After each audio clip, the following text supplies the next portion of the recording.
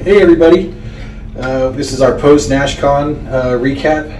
I got Vapor here, also known as Will, and Tweezer, also known as Jeff in real life. We're going to be recapping our experience here at Nashcon. I think we all had a blast. Absolutely. Say. All right, we'll go ahead and get started.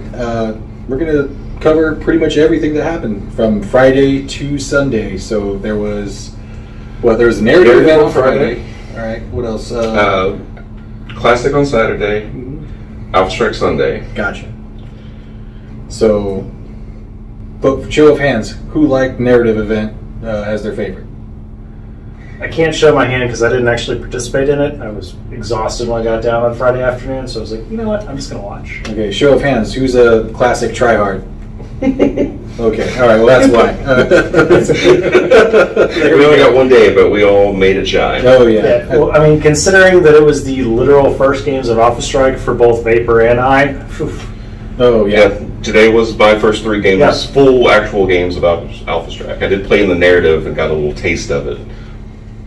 Yeah, the narrative was fun. It was a good little distraction. We got to meet people, hang out, we got to throw some dice. It was an excellent icebreaker, if nothing else. Definitely, I agree. Anything you would change about the narrative event? I missed the first part of it. I only got to play in the big battle at the end, Gotcha. so not the best. Okay, yeah. So I got here yesterday. So I was here first thing in the morning. We played some 250 matches, just kind of wantonly, and we used the initiative deck. So I don't know if you guys have ever seen this thing. I bought it, I looked at it, I put it in sleeves, and it's been in a drawer ever since. This is the first time I've used it, and I probably will never be touching this thing again. It is outrageous. I might use it against some of my players in a BattleTech campaign, like narrative campaign. It's definitely narratively focused, and that's game-breakingly so, but it's fun if you are looking for that type of game. Yeah, if you don't want to be competitive and you want to have a lighthearted beer and pretzels kind of night and see what kind of dumb stuff happens, by all means go for it. Oh, that's exactly what it's made for. Yeah. So you didn't experience any of it, but you were in the vicinity of what happened. I was. The biggest thing that I noticed about it is everyone was having a great time, just sitting around the table, having fun. It was a great icebreaker, as Will said, just getting to know people. It seemed to take a really long time to go from one step to the next step to the next step. Like, I think I left for an hour to go get dinner, and you had made it half a turn. Yeah, so the big game at the end where everybody played their 500-point I think it was Civil War. Right? Civil War list. That, I think, was the low point of the narrative event. The build-up to it, playing each other, learning, hey, you got a game? Are you Steiner? Are you Davian? Yeah, let's go. Okay, let's get a game in. Let's get some BSPs, or let's get some skills, or special command abilities for your pilots to use in the big 500-point game. That was fun. I like the build-up to it, but the actual big battle was just a little too unwieldy. It had, what, 5 on each side? Yeah, there was. It took a long time. There was 5 people, each with 500 point value. That was, in my opinion, too many units per side, and the maps were quite big. We played 3 to 4 turns over like a 5 to 6 hour period. Something like that. We were there for a while. And I think I got all of 5 shots off. I mean, there was a lot of terrain. There were buildings that could have been blown up, but nobody was blowing up the buildings to make lines of fire, except for the one that was the objective. Because we were going to take the objective on turn 1, and the enemy team said no. No, not happening. I mean, I charged ahead with all my stuff, and I was the only one and died real quick. Well, I charged ahead as fast as I could. Fair. With my assault mechs, and they didn't get too far. So with 4 turns, I got into firing range with like half of my mechs. I think if we do something like this again next year, the map has to be smaller. Maybe more open, one or the other. One or the other. Yeah, maybe a standard size map like we play on normally, and everybody gets less mechs. Like, I would say no more than 200 per player. Correct. Because you're still going to have 1,000 per side, which is still huge. Yeah, but it's a lot more manageable. So, I mean, one of the things that I have to give Warren credit for, I thought it was really great to do the precursor battles meant something. Like, it started building up BSPs, it started generating special abilities that you could use during the big event. Maybe what could be a solution, as opposed to just this one massive thing, is you still have the 5 people on each side of the table, but they have their own area, theater of operation, if you will. It's like, you are going to be in here, and then you can use a BSP that might affect the entire table, or something like that. Like, if you do an airstrike, you can do a strafe all the way across the table. Ooh. It was definitely a fun experiment, if nothing else. Yeah, it was fun. I will say it was fun. We were throwing BSPs at each other. That's basically where most of the damage came from.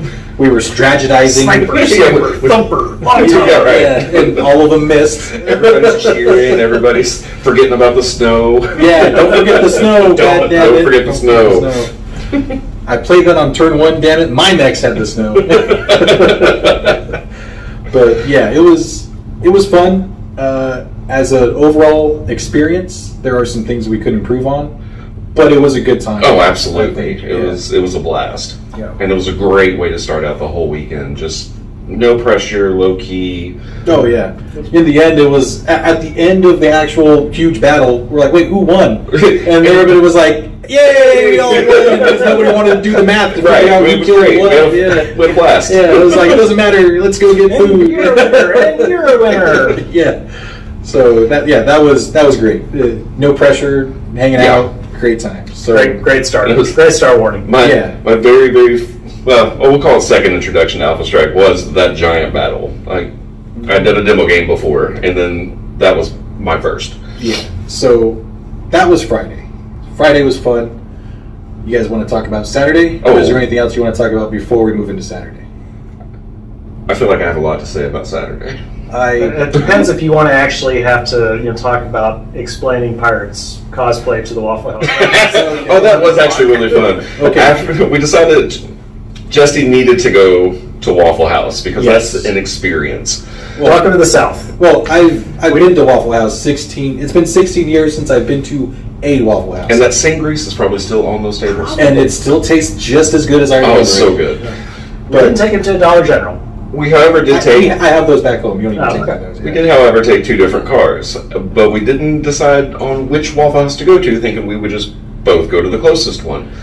There are 2 equally close Waffle Houses, as we were to discover. Yeah, there's one up the street and a left at the light, and it's right there. And there's another one that's like 10 minutes away, over the hill, around the corner, through the forest, and over the river. I mean... Exact same distance, though. 0.7 miles geographically away, but driving, one's 2 minutes, one's 10 minutes. Yeah. So Pirate was kind enough to give me a lift. And we went to the one that was over the hills and through the woods. So it was Pirate dressed in a Evangelion cosplay, a bodysuit. With face paint. Yeah, an Asuka Evangelion bodysuit, who is a female character, by the way. He said he looked up mech pilot cosplay, and that was the first thing that came up, so he bought it. And he's not wrong. No, I believe him. And man, did he kill it. He wore it all day. Yes. And I was jealous, because he said it breathed like a dream, and he was nice and cool in that taut little room, let me tell you. So we get there, and this amazing, crusty old waitress who's seen everything looks at him and goes, "Honey, you got a little bit of something on your face, don't you?" So instead of starting an issue, I was like, "Oh no, he lost a bet. Now he has to do this." She's like, "Well, how do you lose a bet?" I was like, "We had to dress as we're at this convention. He has to dress as one of the characters. It's really fun and silly." And Pirate looks over and goes, "Thanks, I didn't want to have to try to say it." Like, go through all that. It was the best ever. I was like, "It's all right." She doesn't care. I gave her a good tip. Waffle House. Waffle House, 10 out of 10. Yeah. So we went to the close Waffle House. It was Warning, Carbon, and Warning's wife and Carbon's son. We went to the pirate infested Waffle House. And really, is there a non-pirate infested Waffle House? Well, he was at the other one. So have you been to many Waffle Houses? No, we haven't. We just went over that. No, not in 16 years. But the experience was exquisite. The food was just as cheap and good as I remember it, and it was great. And while we were there, Honky Tonk Badonkadonk came on right after she thinks my tractor's sexy. So It was back-to-back experience. Classics. That is. They completed the atmosphere of Waffle House that I was expecting. Welcome to Tennessee. There we go, boys. Yeah. Oh yeah. That was beautiful. I enjoyed that. That's exactly what I came to experience. That's what we do at the MRC. All right. So Friday was great fun. Yes, all around. Absolutely. So Saturday, we all stayed at the hotel. I flew in. They drove in. You guys got there Friday. Correct. I got there Thursday night at like midnight. Yeah. So I'm waking up at basically 4 a.m. my time to shower and get ready and to get down there by like 7:30, 8. I mean, I'm a prima donna. I take like a long time to get ready in the morning. But it's early for me.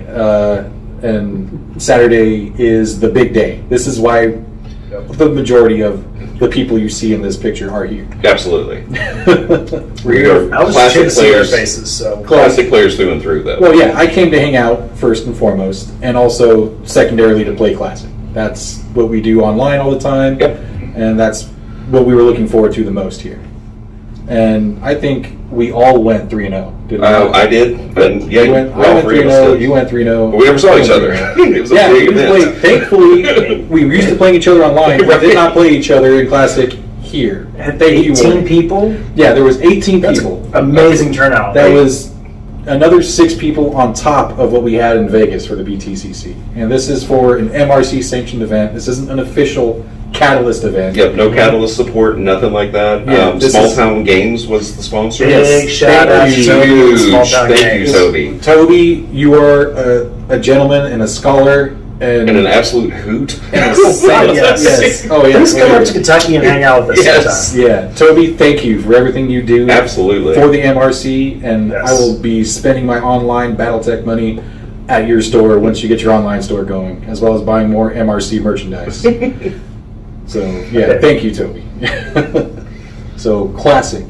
This is the first tournament. The narrative event was for fun. This is serious business. You guys want to go through round by round? Or, So I think there needs to be a little bit of a primer. Okay. For those of you that kind of didn't read the packet, which we all what am I saying? MRC, we don't read. Yeah. But Warning had cooked up some really special surprise hidden scenarios. And every scenario was going to be different. We knew that every scenario was going to change during the course of the event. Yes. But we had no idea going into it what anything was going to be like. So you had to really build a generalist list or something that you felt could do an all-comers type thing. So if you built a very specific goal, you were going to get slammed in something.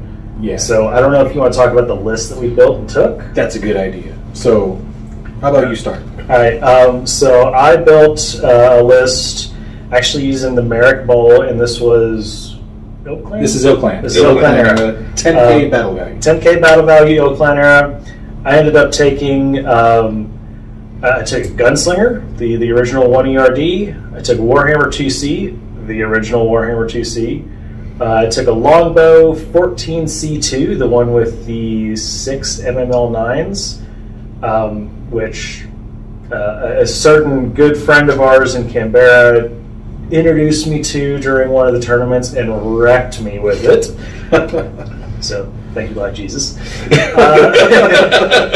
And that is a person's name. Yes, that's their Discord handle. That is their Discord handle.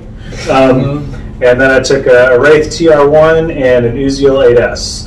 So I had some head cappers, I had armor, I had crit seeking, I had fast jumping, I had ECM, I had probes, I had everything I could think of because I had no idea what was going to happen. Yeah, we had no clue whether or not probes would be involved or not ECM would be involved. If you needed mechs with 2 hands. Yeah, we were in the dark, so you had to bring a little bit of everything just to cover your bases. Yep. Yeah. Faber? I went highly mobile over anything else, using a Hell's Horses Mull. Big main tough guy was the Gargoyle J at 3-4. It's an 80 tonner that jumps for 7 and alpha strikes for 75 damage while barely overheating. Yeah, it's nasty. It's an 80-ton Dasher H. Now he only shoots. You really want to tell the audience about this mech? He only shoots out to 9, so you got to get in brawl. But I like to brawl, so it worked out. Well, we're going to see these left and right from here on out. Yeah, they're really good. Now, fortunately, they only show up in later eras, so you're not going to see them as much. Yeah, and they're hell sources. No, they were invented by the Hell Sources, but anybody that has a gargoyle can get it. Yeah, they're out there. I was actually considering running that gargoyle. I ran a different gargoyle. Let's see what else that list had. We had a Nova R because I was fully expecting to see hardened armor and Faralam, and I didn't see any of it. I went through all this prep work to try to fight somebody, and never saw a bit of it. We had a Stormcrow C. Needed 1 pulse boat. It's my only non-jumper, but it covered all my bases for that. There was a Mislinks L that covered my ECM, my probe, my, still maneuverable. What was my last one? Didn't you have a... Drawn blank. You had 5 mechs, right? Yeah, I had 5 mechs. I mean, you want to go get it and look? I mean, probably the sheet's like right over there. Don't make me get up. I know. God damn it. You know what? I have it. Wait. Oh, he's got it. I got it on my phone. Just need to tap Give me 2 seconds. I know. I just really wanted to see you dance. Making me. No one wants to see that. No, I don't want to see that. My wife would probably pay somebody money to make me dance, but that is. Well, there's that. Yeah. Yes. Viper Prime. How did I forget that? How do you forget the Viper Prime? I don't know. Oh. No, they're just fast maneuverable unit, and then did great, as always. Oh yeah. So I brought, I'd say a fairly cheesy list. I'm not gonna lie. I brought a Gargoyle D. That was the big boy. My only assault. It's got 2 ER larges, 3 medium pulses, and a ER small with a targeting computer. That's a light show. Yeah, so it runs 5A, is perfectly neutral. So I can run and shoot, which was a detriment in one of the missions, which we'll get to. But I played around it and it was fine. But that was the big boy on my list. The next biggest boy was actually not the Hammerhead, but he did have the second most armor. Actually, I think he has more armor than the Gargoyle. And it's the Hammerhead, like I just said. It's a Clan Large Pulse, Streak 6, and an ER medium. That's it. That's all it's got. Hardened armor. And it's got hardened armor. And it runs for 6.8, not 5.8. It should be a 6.9, but the hardened armor drops it down to an 8. That was the only hardened armor that I brought. Nobody brought any Riels or anything to deal with it. I mean, I did, but I didn't. Yeah, well, I didn't do anything. He brought that specifically because I was bringing the Hammerhead, which is my favorite mech, so I had to bring it. Next up would be the Conjurer, which is a Jump 7 boy with 2 medium pulses, an ATM-9, and a targeting computer. I feel kind of dirty. I'm mixing a theme. No, that's the last targeting computer.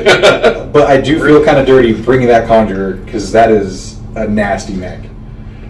Taking 2 tons of high explosive and 1 ton of standard because our ranges are too short to get any use out of the long range missiles.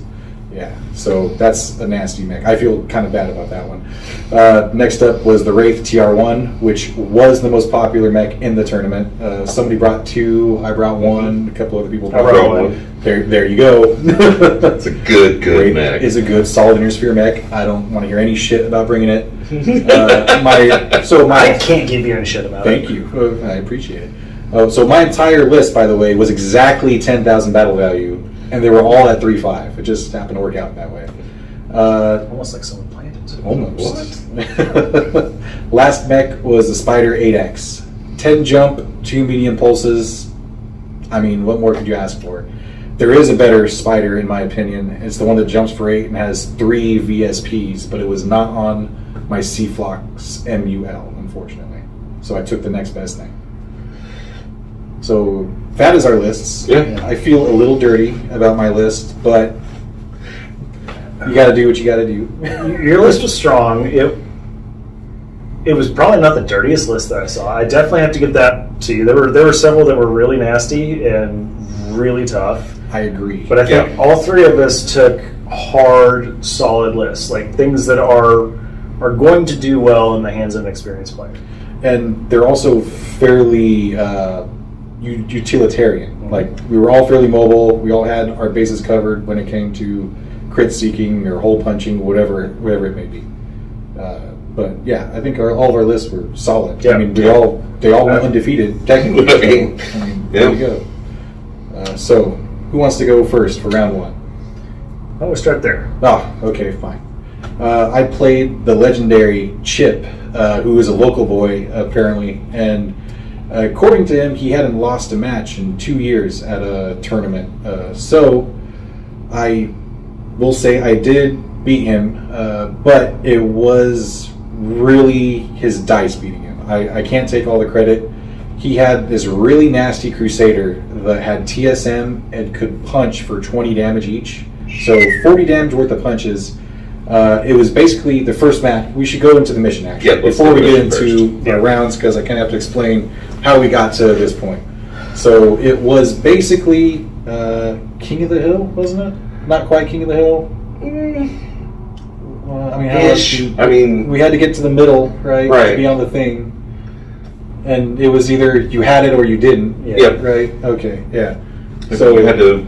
I forgot how exactly you had to be there by yourself to score. Yeah, you had to be there uncontested to score. If somebody contested, neither person scored. Yeah, yes. That's right. So, and the other fun little twist is anything level 0 was water. Level 0 water. Which does nothing at the start of the game. It was level 0 water. So, but it got really slushy, so anything that actually had water started getting pretty deep. But each water with level 1 became depth 0. And most of the maps that I saw had some kind of a canyon in it, where it was going into negative levels, whether it already had water in it or whether it had a canyon built into the map. Yeah, and we'll get into that later because that is very important. It does come up. Yeah, so it was basically... Yeah, it was basically King of the Hill with the rain environmental effect. Yeah. And on turn 5, something special happened, but we'll get into that. So basically, turns 1 and 2 are generally maneuvering, getting into position, taking pot shots where they're available. I think it was by turn 3 where Chip closed the distance with his Crusader, got into melee with my Gargoyle. I popped him with a head hit, and he went unconscious on Snake Eyes. Oh. Fell because he took more than 20 points and got swiftly kicked by the Gargoyle the next turn. It did not go down right away, and I woke up the very next turn, but that was its big opportunity to really push the game into his favor. And I think that one bad dice roll swung it in my favor too heavily for him to recover. I was able to get out of there with just my spider left. I kind of went for points, but then I kind of backed off, and I got off the map with my Conjurer, and I had my spider jumping around trying to get in the rear of the Night Star that he had.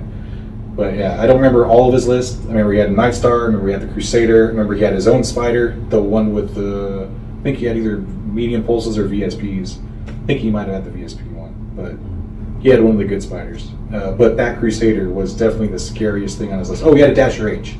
That's right, I forgot. Oof. He had a Dasher H, got it into the rear arc of my Gargoyle the turn before the Crusader incident, and whiffed with most of those heavy smalls. Oh, Chip. He hit me with like maybe 3 out of the 8 or whatever. Oh, Chip, and we need to buy you new dice. And when he did hit, they spread. So he opened up the rear of the Gargoyle like evenly on all 3 rear torsos, and he never touched them again. not until way later in the game. Oof. So it was a really rough match. So yeah, we'll get to the environmental issue. I guess now you guys want to go over it. Let's go over it now. Yeah. So turn 5, you were instructed to call the judge over at the beginning of the turn. And when you did, the judge gave you additional rules for the map and what was going on. Mm-hmm. This was basically everything that was depth 0 water now became depth 1 water, a flash flood. So the map turned into an island map, regardless of whether or not it was before. You're now playing on an island map. And if you were prone on the ground when that happened, if you had any type of open legs, torso, whatever. Jump jets in your legs didn't work immediately to get back out. So that didn't actually come into play for us for the most part. We were all up on elevation when that came in on our first round.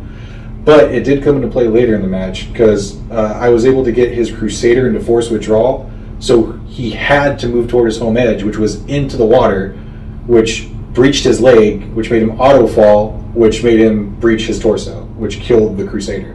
So he was forced to suicide walk his Crusader into the water due to force withdrawal moves. Which, I mean, that's how it goes, you know. Sometimes you fight the planet. Yeah, the breaks. So it was a really close game. I got the objective win, but he had me by about 2K battle value. I think I had about 5 something. He had about 7 worth of stuff that he killed.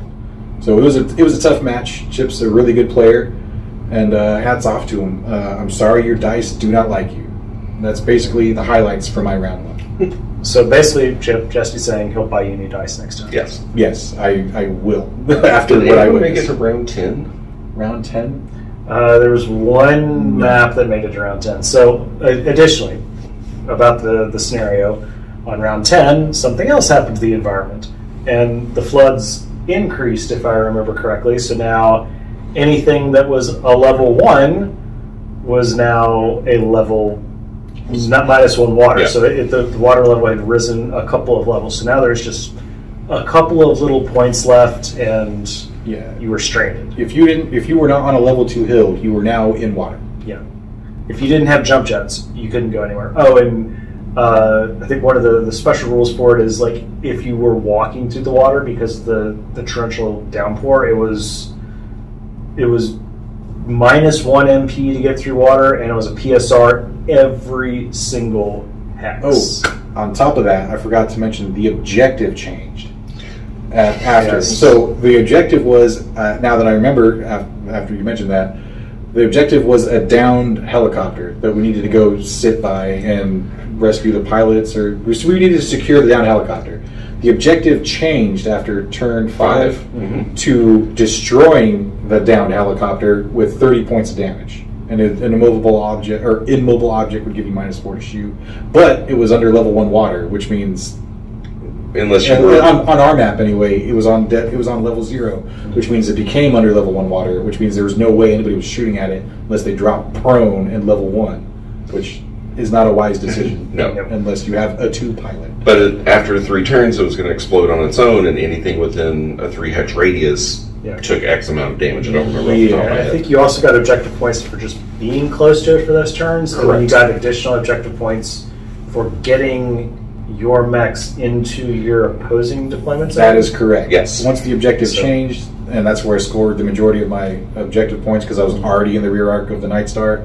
I was on Chip's half of the map, or third of the map, so within 10 hexes of the starting edge, you get an objective point for each unit on your opponent's third of the map.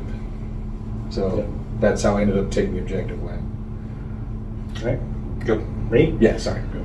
All right. So round 1, I played. Oh God, David. Yes. Yes. David. Sorry about it. Yeah. We apologize if we forget anybody's name. Yes. We know you by your Discord handles if you're on Discord, and if not, we know what your face looks like. Yeah. Shadow Seraph. Dave is a really great person. I enjoyed getting to know him. Really smart with the rules. He brought an interesting list. He brought a mech that I have a newfound respect for in a Loki 2. Really? Which was basically everything that was good about the original Hellbringer with armor and more guns. Huh. Trades speed for speed improving for, all of the other weaknesses.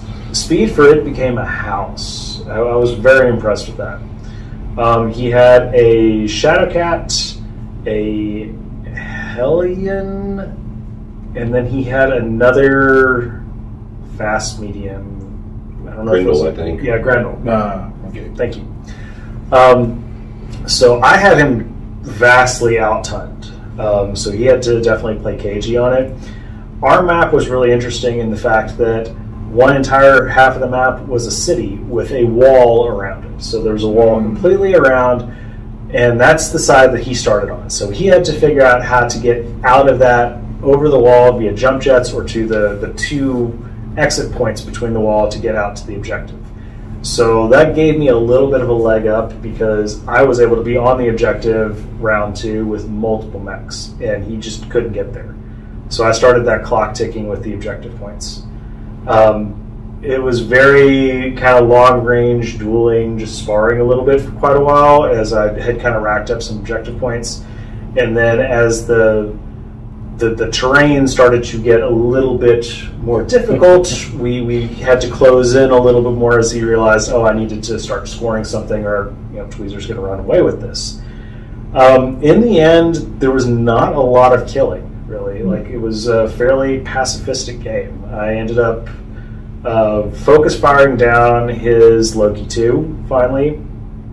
I had fairly early put his Hellion into force withdrawal, so he had to get it off the board. I think the highlight of the match came from a move that...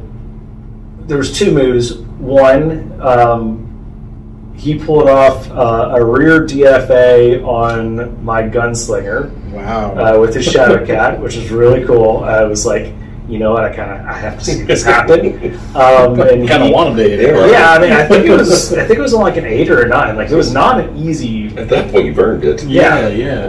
But he did a successful DFA into my gunslinger, knocked him off of a level 1 hill onto level 0. And the very next turn, the water came up. Ooh! Thank God,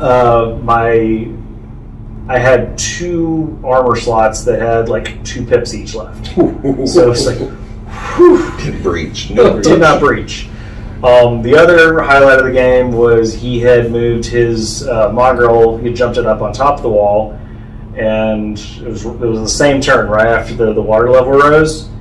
I'm like, hey, T.O., what's the CF of a wall? And found out the hard way what happens when you blow up a wall that's 3 levels high. So I was able to put enough damage into the wall to make that crumble and have this mongrel fall 3 levels, which didn't do as much as I wanted to, but it was still just like, it was the moral victory there. Shut him off his board. I shot him off. I not just shot the wall off. I felt like it was like a Roadrunner cartoon or something. Wile E. Coyote just running, he's like, uh-oh. Drop it. But that was really kind of it for the actual damage. I didn't actually lose a mech, and by that time, with the way the weather effects had gone, I had enough of an objective point lead that he really couldn't claw his way back into it. So gotcha. That was the end. But I had a great time with them. Top-notch player, knows his rules in and out, and I got to give you credit. You're right about the Hellbringer. You're right about it. See, this is how we find new gems. Mm-hmm. Yeah. Also, new knowledge, like facts that buildings don't dodge. Yes. Wait, you're shooting at a -4 on the... Oh, crap. Oh, no. Yeah, it's basically an auto hit, or it might as well be. Favorite?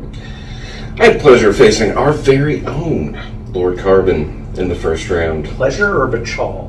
I was a Bachal. And with a lot of bribery Time out, to yes. warning. There was a bribe to warning to make that happen. He donated enough to... what was our cost this time? Make-A-Wish? No, first... Extra Life. Extra Life, that's what it was. Yeah. Making a big enough donation to Extra Life, you get to play who you want in the first round. And I wanted Carbon. And boy, he did not want me. We love you, Carbon. We love you. I am terrible at remembering my own lists, much less anybody else's. I will say I do remember Carbon had a Spectre, and I remember this because it got knocked out on a 3. Ooh. When Carbon tells us that his dice are cold, he means this. I can wholeheartedly attest to this. I've never seen anything like it. Yeah. And evidently, when I'm in Nashville, I have a superpower where everybody's dice go cold. Anyone who played me. Yep. And We'll get to that. Yeah, so I played Carbon during the narrative event. I think he missed so many 5s. It was heartbreaking. I had him in Alpha Strike. We'll get to that. Okay, yeah. Our heart goes out to you, Carvin. Yes, we love you. Get yourself cleansed by a priest, a shaman, an exorcist. I don't know. Throw your dice in the microwave as punishment. I don't know. Do something about that. But other than that, continue. Sorry, Carvin, you're great. Yeah, we love you, Carvin. From the beginning, Carvin it fell apart for him. By the end, he had tried. God love him, he had tried. But I ended up with a perfect sweep. No force withdrawal, no max lost. He had lost all of his. And I think I doubled or even tripled his objective score. Gotcha. And it wasn't bad play by any means. It was his dice literally hated him. Yep. It did, however, result in one of the treats I brought for everyone here. Well, wait, time out. Before you get to the highlight of your weekend, what did you think about the actual environment stuff going on in the map? Fantastic. That was a very original. Loved the way it was done. Did it affect your match at all? Absolutely. Yes. Every map out there was different. Everyone was playing on different map sheets. So everyone was affected in a different way. It all depended on I believe our objective was actually on a level 1 hill. You guys so we weren't immediately screwed, but we were so busy fighting each other, and I don't think either one of us actually read the notes like we were supposed to, because we're the MRC and that's how we do. Yeah, we don't. We didn't know that we could shoot it. We just knew it blew up in 3 turns, so we just kept focusing on each other. And I moved my mislinks off into his zone to gain points, and I kept going after him because I was there to fight. Gotcha. Okay, so continue with the highlight. One other thing, just important note about the objective scores, is it didn't matter if you won by 1 or 20, the objective win was an objective win. Correct, It was a yes-no on that. Regular MRC combat score for the other half of the points. Yes. As well as your ranked standings. So some of us that are higher ranking got hosed a little for being higher ranking. Correct. But can you hear the salt? Nah. Yeah. I'll throw salt at you. Yeah. Throw it over my shoulder. Jesse and I both happen to have elite rankings, so we're actually getting negative points when we play. Yeah, we have a handicap. Correct. Yeah. And I think that handicap is increased at the bigger events, is it not? I don't The way I understood it was, I didn't make that up. I don't think we can really talk about that unless Warren's here to... That's true. We do need... I don't know the details. But I feel like I need to be scooting down the couch a little bit. No. The salt gets a little too much. I just know we have a negative malice because we play a lot. Correct. And we've placed well in previous tournaments. Yes. So uphill battle when we play. But it's fun, and it's actually, I kind of like the challenge, to be honest. Yeah, I agree. It is fun. It is challenging, and I do like the fact that we do give newer players an incentive. Yes. Yeah. And it's... But before, let's not get it. We'll get into that later. Yeah. We'll talk more about that in the future. Yeah, this is going to be like a 2-hour-long video. Okay, we need to go quicker. Yeah, we might not need to break down. All right, we don't need to go round by round. All right, so Vapor, go ahead and continue with the highlight. Anyway, one of the treats I brought with me, Saturday was also our cosplay day, so here's part of what I was wearing. I had pants and everything else to go with it. I thought it would be kind of fun to bring bond cords. No one knew I was doing this, not even Tweezer. So after defeating Carbon, stood up, made a big announcement about, you are my new bondsman, and gave him his very own bonds cord. I had 3 fancy ones for the 3 people I played, and then I also brought a big pack for everyone else just to have and enjoy. Yeah, just for fun. I mean, I took one, I left it in my room, unfortunately, but yeah. Just my little treat, and it went over pretty well. Oh yeah, it was hilarious. The room erupted when he did it. Jaws were dropped or screaming. Everyone lost. It was beautiful. Their minds. It was great. Yeah. And Carbon was a great sport about it. Oh yeah, we have given Carbon so much crap over this weekend about A, the bond cord, and B, just because he's Carbon. Yeah. But he deserves all the love you guys give him. Exactly. And he does know it all. He is going to make you regret this. Oh, it's fine. I've heard about his fair play. If he doesn't, I'd be very disappointed. All right. So gauntlet is thrown down, Carbon. Yeah. The bond cord. The bond cord has been... It's not cut, though. I still own you. All right. So let's go a little quicker now. Yep. Round 2. Opponent's name. We already went through our list. Wait, so real quick about what was round 2. So round 2 had another hostile environment. There were, let's get into the maps first. Yeah. There were 2 unique maps that are the MRC maps, the Fire and Ice or Frost and Fire. I forgot what it's called. I bought them. I have them. They're in my room, unfortunately. But it's blue. There's ice. There's magma on these maps, and the environment will be important to the mission. Yes. So round 2, I think, started as just a straight up kill. You got objective points for killing your opponent. Yeah, it was a stand up fight. Fight. Yeah. And, And the packet was reading about you're in the middle of a blizzard, basically. So there was a lot of stuff going on. The environment was going to be uncomfortable. So we started on the short edges of the map. Round 2, I got to play our very own pirate. Yay, pirate! And because of his list, I don't remember exactly what it was, but it was a highly mobile list with a lot of Jade Falcon mechs in it. So it had an Ion Sparrow, a Jade Phoenix. I remember the Jade Phoenix was 6'6". Yeah, it was 6'6". So, but he had 6 mechs. One of them was a classic Marauder 3R with the original PPCs and autocannon. But then he also had a Sun Bear with twin Gauss rifles and a T-Con. Oh, the Sun Cobra. Sun Cobra. Sorry. Yep, there we go. Whatever, but it was... Oh, God, that thing was nasty. It's a mech he's used very well before Mega Mech. Yeah, he's hellcapped me twice in the same match with that mech. So in that map, I actually had to just make him come to me. So I was able to develop a really solid anchor along a little stream right outside one of the lava edges where I had heavy woods for all 3 of my assaults and my long range stuff. And I was able to take my lighter stuff kind of around to the side and do a flanking maneuver. So he just had to come to me. So I had range, I had armor, I generally had the better shots, so his dice were not...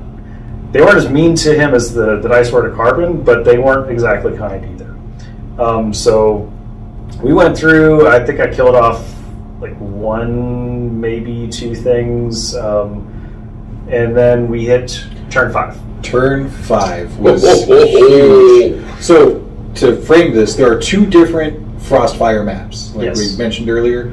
One of them is mostly devoid of these little magma pools. There's maybe 3 or 4 of them here and there. And the other map that I played on has a huge magma lake and then a bunch of little magma pools on the outskirts. So these maps were not equal when it came to this part of the environmental effect. So the environmental effect, the blizzard was turned up to 11. And there was a solar eclipse, I think it was. Solar eclipse. There we go. And warning, this is probably one of the coolest mechanics I've seen invented.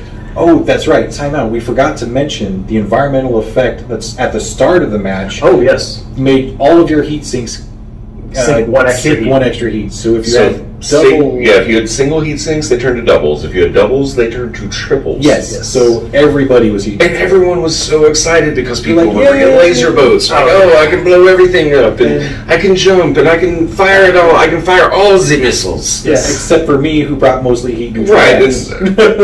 I mean, and me, who brought the Warhammer 2C. I'm like, okay, 2 PPCs, 5 MPLs, and the SRM 6, and I'm still cooling down. Cool. Yep. That was fun. Turn 5, heat turned into a negative heat. It got cold. Warning, it got a negative heat scale that everyone got a little sheet for, and it got kind of nasty.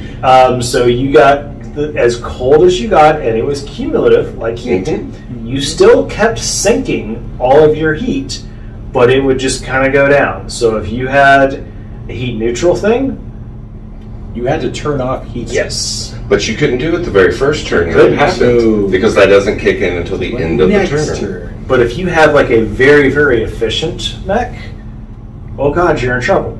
Because once you get down to about negative 10 or so heat, it started freezing up actuators and started making you shut down. It's the opposite of the positive heat scale.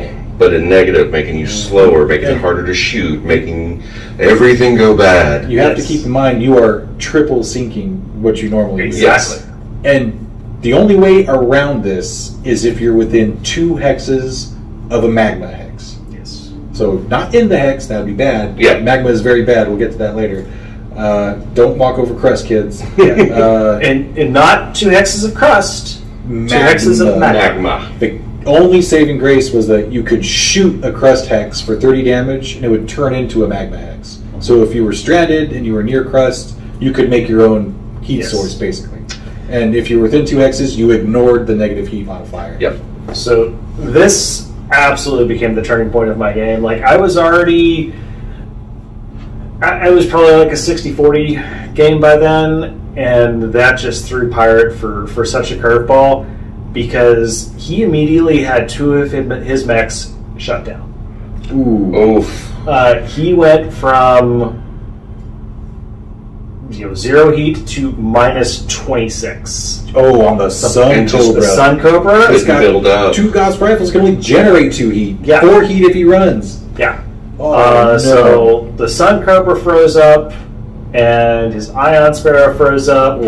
It's all machine guns. That's all machine guns. Like, the only thing that it didn't bother was his old school Marauder. It was living the dream. This is my time. What are double heat sinks? I mean, he was alpha striking, and he was still building heat positive. It was hilarious. But Pirate, I'm sorry about that. That turned so against you so quickly, and all of my mechs, I was in a perfect position because not only did I have the heavy woods, but I was also right around a magma pool, so I could stay right there, or my longbow and my warhammer could put out enough heat to actually become really close to being heat neutral. So it didn't bother me as much. The only thing I really had to worry about was my Uziel, and I was able to jump it, take 1 turn of relatively negative heat, and then get over to the magma pool, because as soon as you got near the magma, the negative heat scale went away. You didn't have to worry about it. But you kept your triple heat sinks. You kept your triple heat sinks, but you no longer were affected by it. But now you basically became a turret. But once, I'd already taken out 1 mech and then crippled another, and then the 2 that shut down, because once you shut down, you can't restart. You're done. And it just no way to generate heat if you're it completely collapsed for Pirate at that point in time. So I ended up just completely tabling him.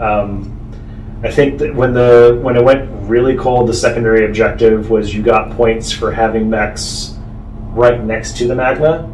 Yes. You got half a point per mech, something like that, or unit right next to the magma. So that was another objective score. So by that time, I was just way up on objective points and ended up completely wiping him off the table. So Pirate, I'm sorry, that sucked for you, but that was a really good, well-fought game until that point. I agree. You got... Mine was special. I'm saving it for last again. Oh, boo. All right. I got 2 special matches this weekend. Oh, that's right. Okay, fine.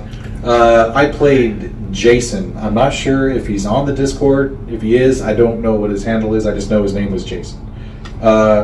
We had 5 mechs on 5 mechs. The only problem was he brought 5 clan lights, and I brought an assault, a hammerhead, and then 3 jumpy boys.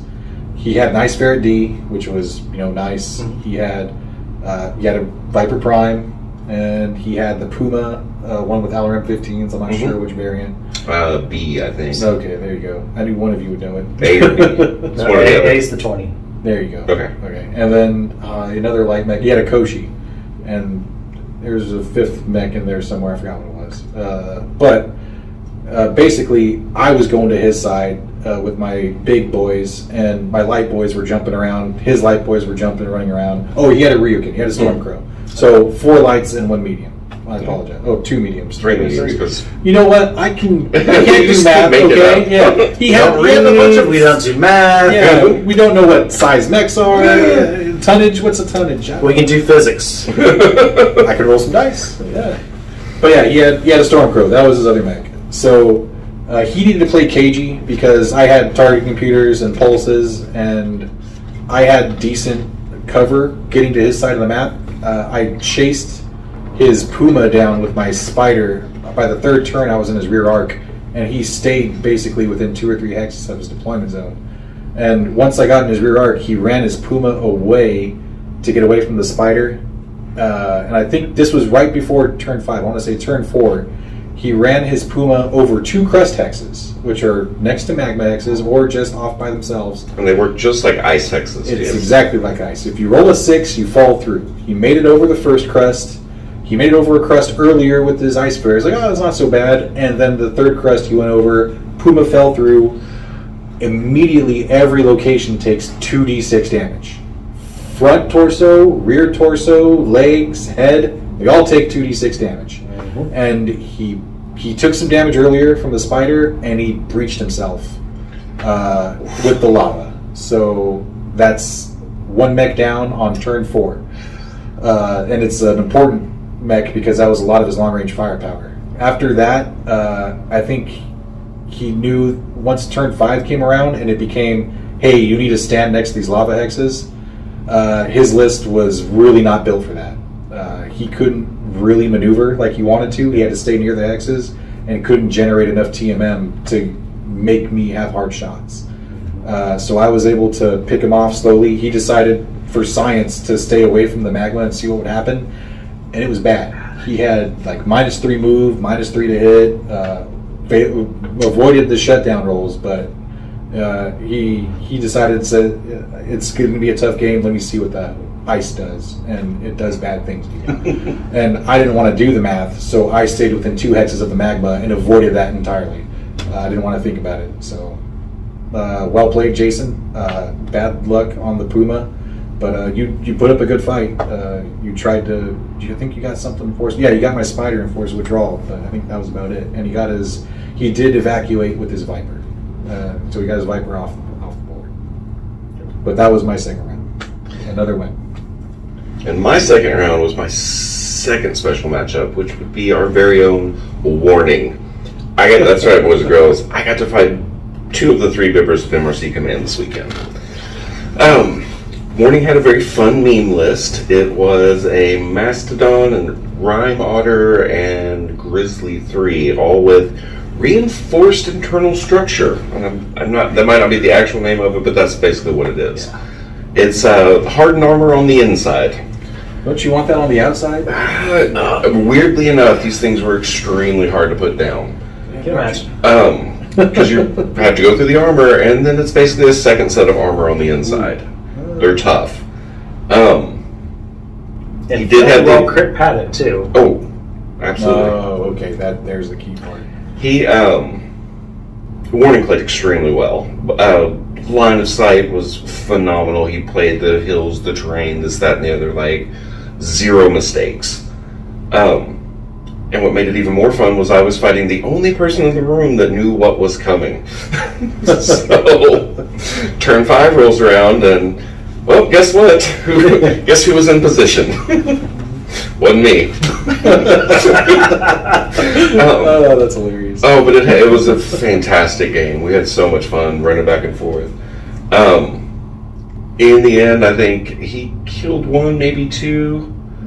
I managed to kill the Mastodon, the Rhyme, Otter, and put the Grizzly in force withdrawal. But I mean, just back and forth. Fighting the brothers back to back was the highlight of my weekend, along with putting a second bond cord on MRC Command. Mm-hmm. Same, I'm coming for you, baby. We're all left. The only way to win is to not play the game. Yeah. Run, no. He's just going to organize a tournament. Yeah, it's wise in that way. We love you, Sam. But thanks for all the hard work. Warning and Carbon, both fantastic to play with and put on a hell of a show. All right, so that was round 2. Mm-hmm. How did you feel about the mission overall? Really cool. Again, the negative heat scale. Like, who even thinks of something like that? So unique. I loved it. I wish everybody played on the map I played on, because stuff that happened to Pirate was unfortunate. There was no way you could have seen it coming, and he was devastated by it. Maybe if you played on the map that had a lot more magma on it, you would have had a fighting chance. I was gonna say, I feel like the one I played on would have been harder for a lot, but it really did suit my army, so it didn't hurt me as much. Yeah. A lot of jumping I could get to. Unfortunately, I could overheat almost all of my mechs as well, so Gotcha. I had a little bit of pad. Yeah, no, I was glad I played on the map. I did have jumping mechs, but most of my mechs were neutral or barely over. So that would have been rough if I played on the map they played on, for me. I think the one mech I had that couldn't go positive was one of the ones that died before it even hit turn 5. So my poor Viper went out on a bunch of 10s all in the same spot. I was like, well, there you go, buddy. But yeah, you wouldn't have liked this place anyway. Yeah, I think that was my favorite of the missions this week. Oh yeah, they were all so good. Yeah, though. yeah, they were all good. Don't get me wrong, but that one took the cake for me. Also, the maps are blue, which I like blue, so that always helps. All right, so round 3. Round 3.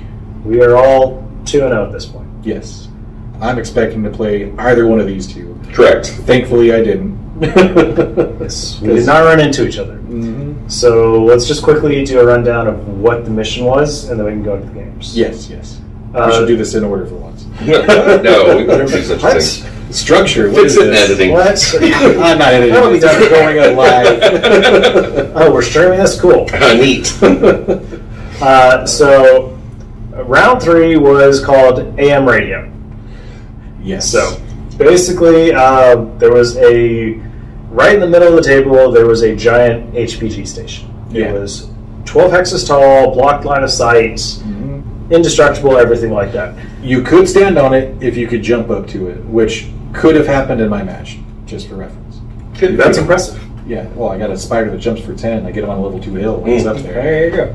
Yeah. Anyways, so the goal of the mission is domination. Get whoever has more mechs at the... Well, no, it wasn't... No, it was...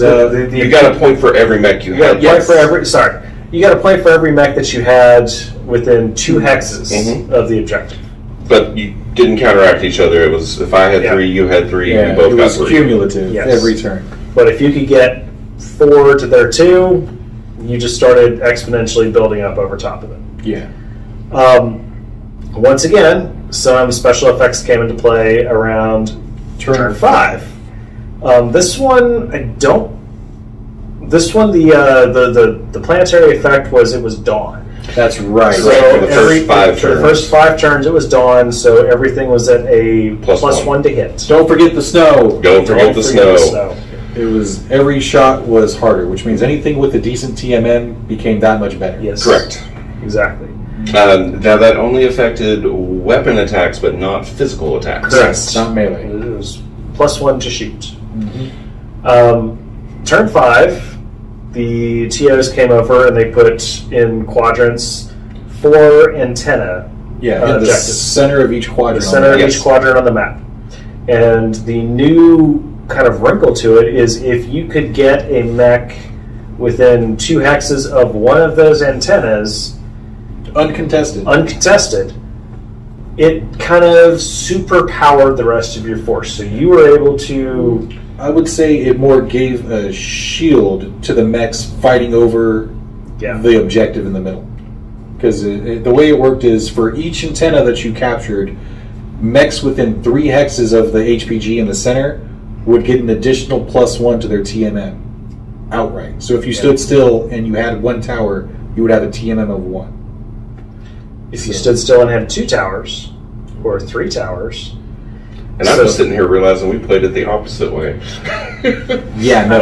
Where you got a bonus to your gunnery and not... No, it went the other way. Oh, we played it wrong. Actually, I'm not sure. I feel like it... No, it said you get an additional to your weapon. Your opponent gets an additional bonus to your weapon attacks within... Right, yeah, so you...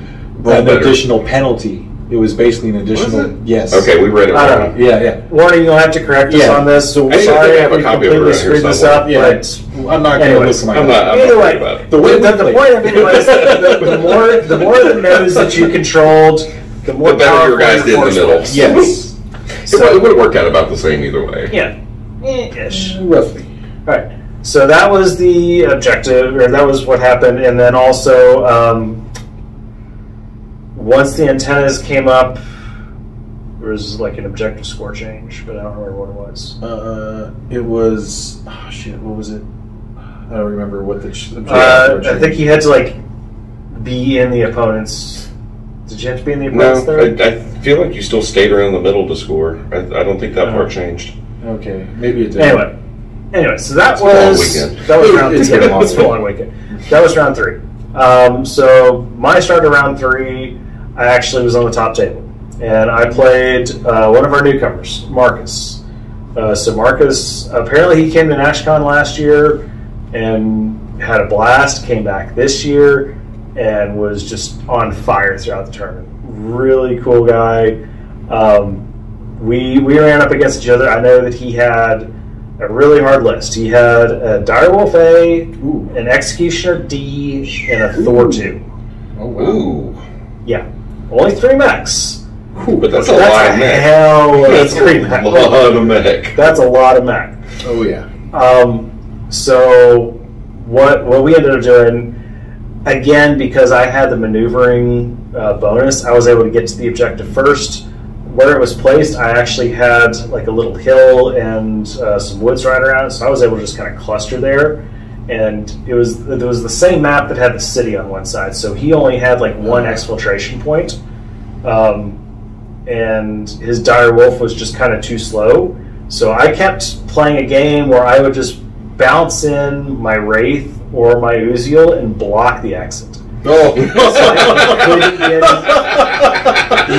not get his dire wolf out. I'm like, shoot me, please shoot me.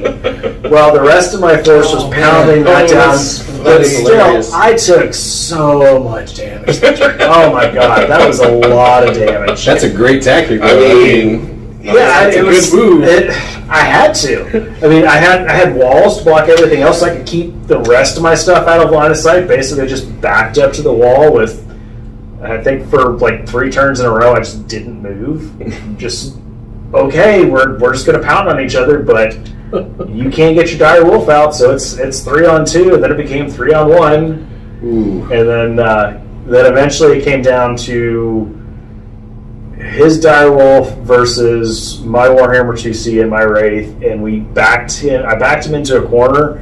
And I just went right in, nose to nose, for 3 turns running, I think. And we just alpha strike, and kick.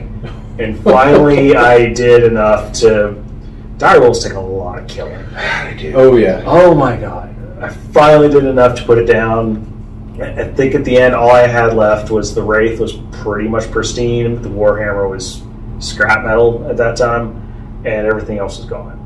So I pulled out the objective win, I pulled out the combat win, but man, that was bloody. Yeah, that sounds like a damn good game. It was a good game. Marcus, I know you were asking, like, am I doing this right? I'm like, yeah, you did that right. And I know Toby and Warning came by, and they're like, after the game, they were both looking at me like, that looked intense, and I was done at that point in time. My brain was shot, but that was a good game. I played Gene, who had a really nice list. It was the 3.5 Cyclops with the double Gauss rifle, LR10, Gargoyle D, your Wraith TR1, and then a 3.3 Night Sky 6T. Oh, nice. Yeah.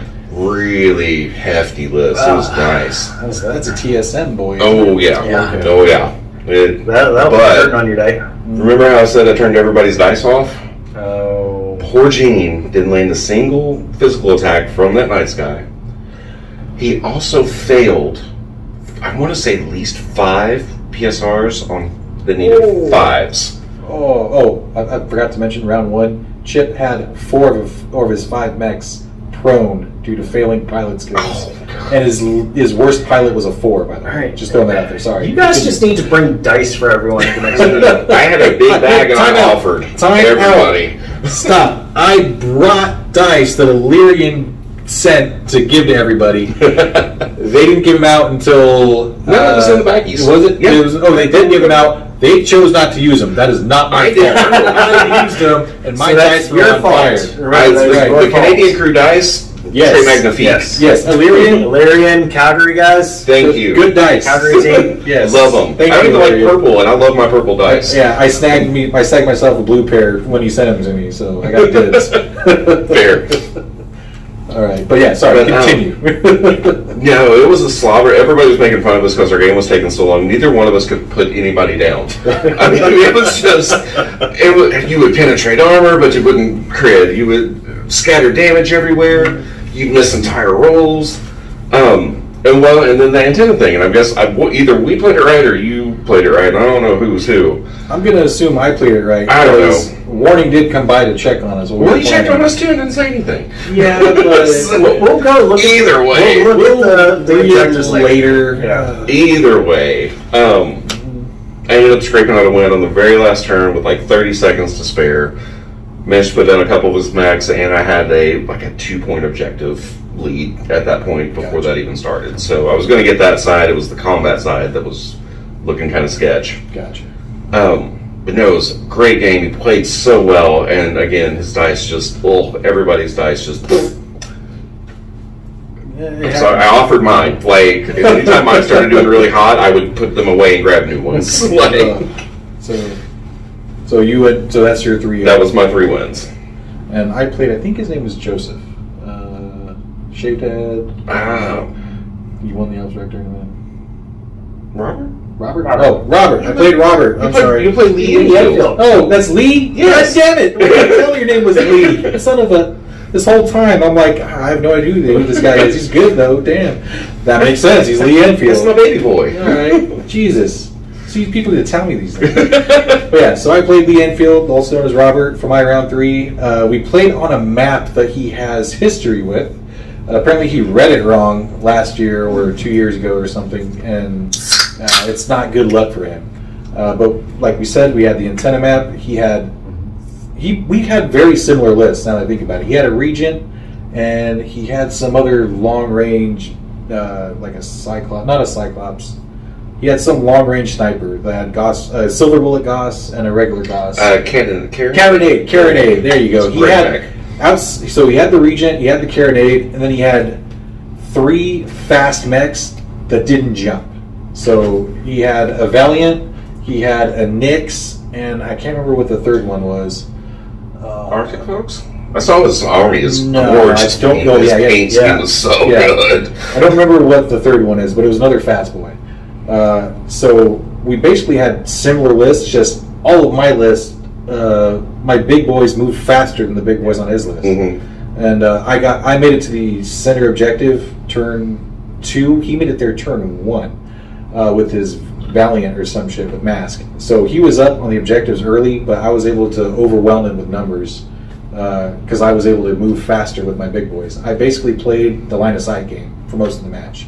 His sniper only got shots that I let him get. I got him his rear arc with the Spider on the sniper. I got him the rear arc on the Regent with the Conjurer.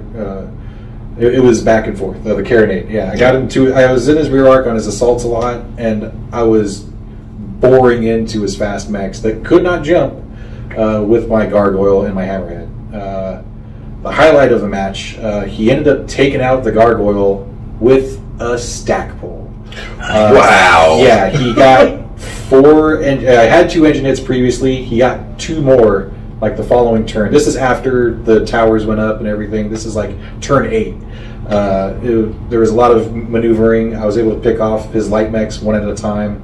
And then it became the Regent and the Carronade against the rest of my list. And he just unloaded as much damage as he could into the Gargoyle. And it paid off. It blew up for 40 damage in point blank range. We went mano a mano, Gargoyle and Regent, and then I had my Wraith adjacent to my Gargoyle, which also took 40 damage. Oof. And then I had my Hammerhead, which was 1 hex out, which took 20 damage. And then I had my Spider, which was 3 hexes out, which took 10 damage from the stack pull. Wow. So I did 40 damage to him and 60 damage to me. I'm sorry, no, 70 damage to me. Yeah. So I ended up winning after that. minus the gargoyle, but I was able to table him. After that, his carronade was on a little perch on a hill, and he won initiative, so I had to go first. I jumped the Wraith next to him in one hex, and I jumped the Conjurer next to him in the other hex, and he was stuck. No TMM. He stood and delivered for 1 or 2 more turns before I put him down. But that was a brutal battle. It was great to see the gargoyle blow up. Yeah. But yeah, I ended up walking away with the victory there. I'm hearing a lot of like just really fun stories of games throughout the weekend. Oh, yeah. I think everyone had something in almost every game, that there was just something cool or crazy that happened that was just like, that's memorable. And that makes a great tournament. There were a lot of standout moments, for sure. So that was Saturday. That was all of us going 3-0. How did you guys do in the tournament? So I believe the tournament was scored, not only did you got the objective win, 3-0, but then there was like a kill differential, point differential aspect to it. Mm-hmm. So when everything was added up across all 3 of the rounds, they kind of announced everything. I think we were all a little bit just like, I wasn't really sure where I placed. I got really well. Yeah, I mean, I think there were also 18 people. Right. So there were going to be a lot of 3-0 individuals. So I think it really kind of came down to just the nitty gritty little things as far as just like really point differentials. Yeah. So in 3rd place, we have Vapor. Now, let's be fair. I only have 3rd place by what? 6 points? 4 is points. What I was told. 4 points. He beat me by 4 points total. And we're talking like out of a couple hundred. Yeah. Yeah. So it was really margin was razor thin, insanely small. I personally consider it a tie. Like it's that close. Yeah, we'll get into that later. and then in 2nd place, we have Tweezer. Yep. So I was really excited about that. Again, that last match was just brutal. So much of my army was gone by the end of it. It was a slugfest, but I was excited to be able to come down to my first in-person MRC tournament and get onto the podium. Absolutely. Nice. So. And 1st place, I think, was Mitchell. Mitchell got first. Mitchell had 3 excellent rounds.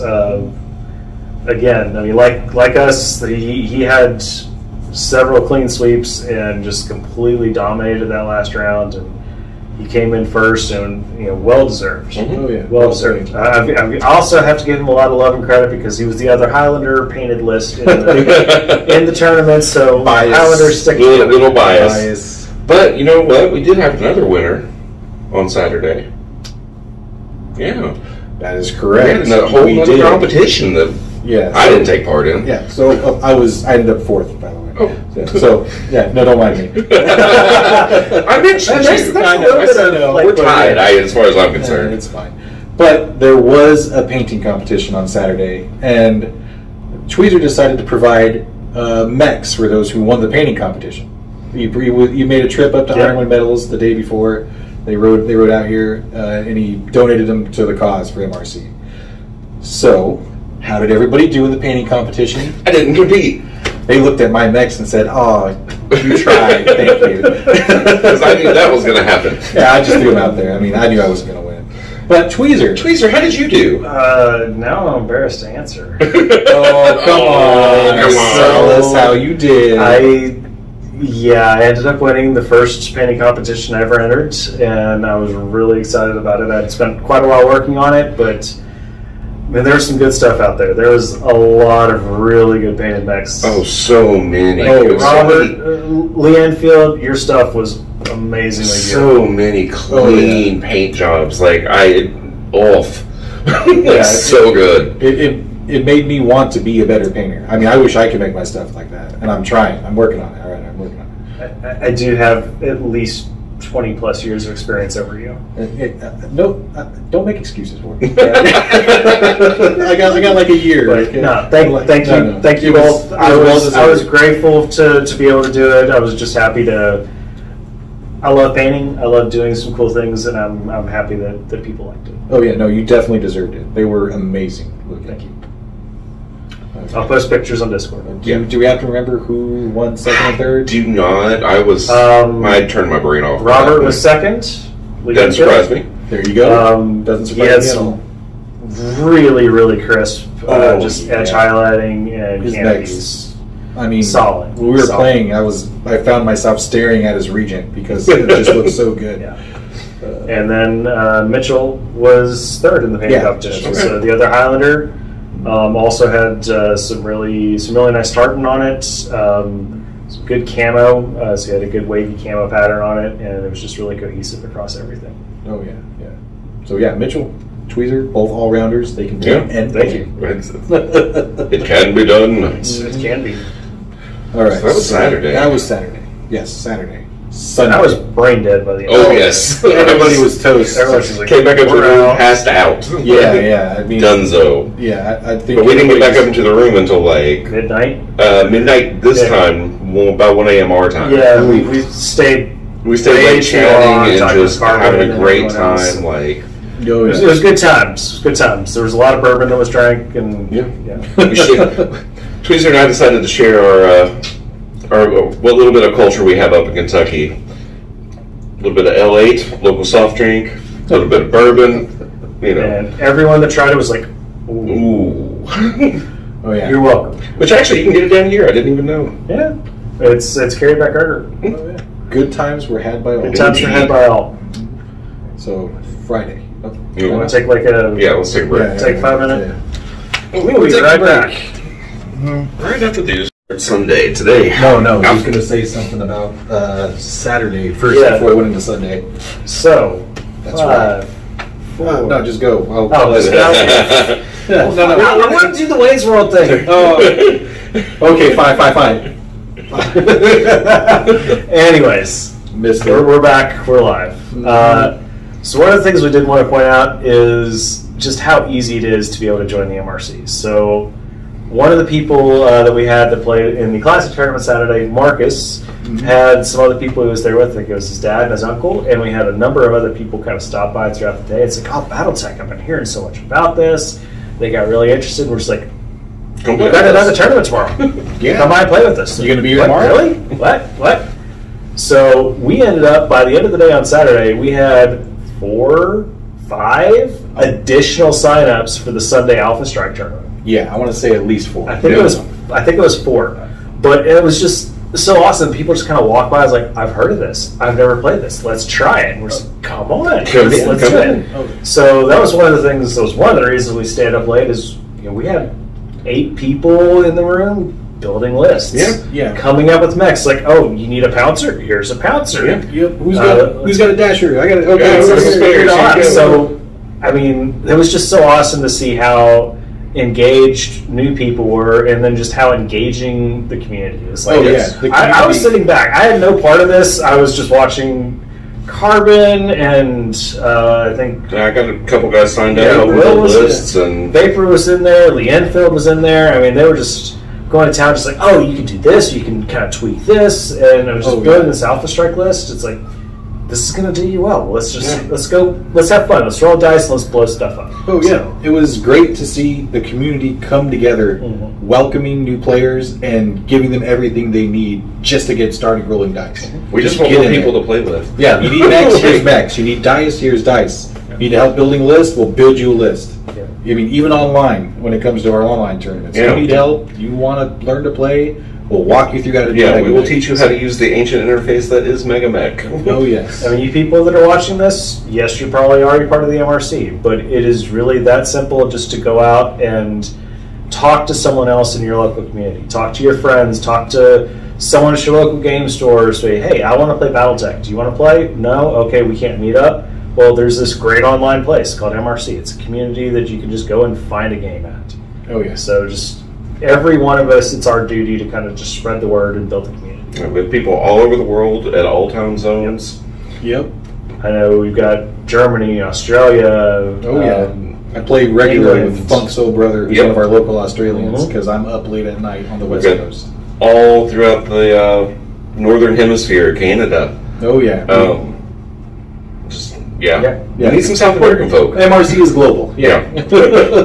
Anyways, moral of the story, tell someone about MRC, build the community. Yeah. But yeah, we were up late Saturday night getting people ready for Sunday. Yeah. And drinking bourbon. And drinking bourbon.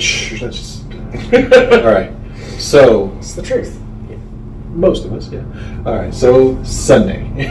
Sunday was Alpha Strike tournament day. How many people were already toasted and not really wanting to think and just said, YOLO, let's do this? Yep. How many people had never played a full game of Alpha Strike before today? I played at the LVO. I've done one demo game, and then I played in the Friday narrative big final match. To be fair, this is my first time actually using formation movement and SPAs and all that. All the fun stuff. Yeah, so it was a new experience for a lot of us. It was fun, though. Oh yeah, it was fun. Alpha Strike is it's a completely different game from Classic. It doesn't play the same.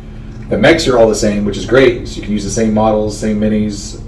It's just, I would consider it checkers to Classic's chess. I kept wanting to make it harder. I kept wanting to try to add additional rules. Like, no, that doesn't happen. That doesn't work. Just it's one number. Roll a die. Let's go. One of the benefits I found, and again, having never played before today, it goes fast. Yeah. It's a fantastic. 2-hour If you just want to smash some giant robots together, Alpha Strike's the way to go. It's quick. It is fun.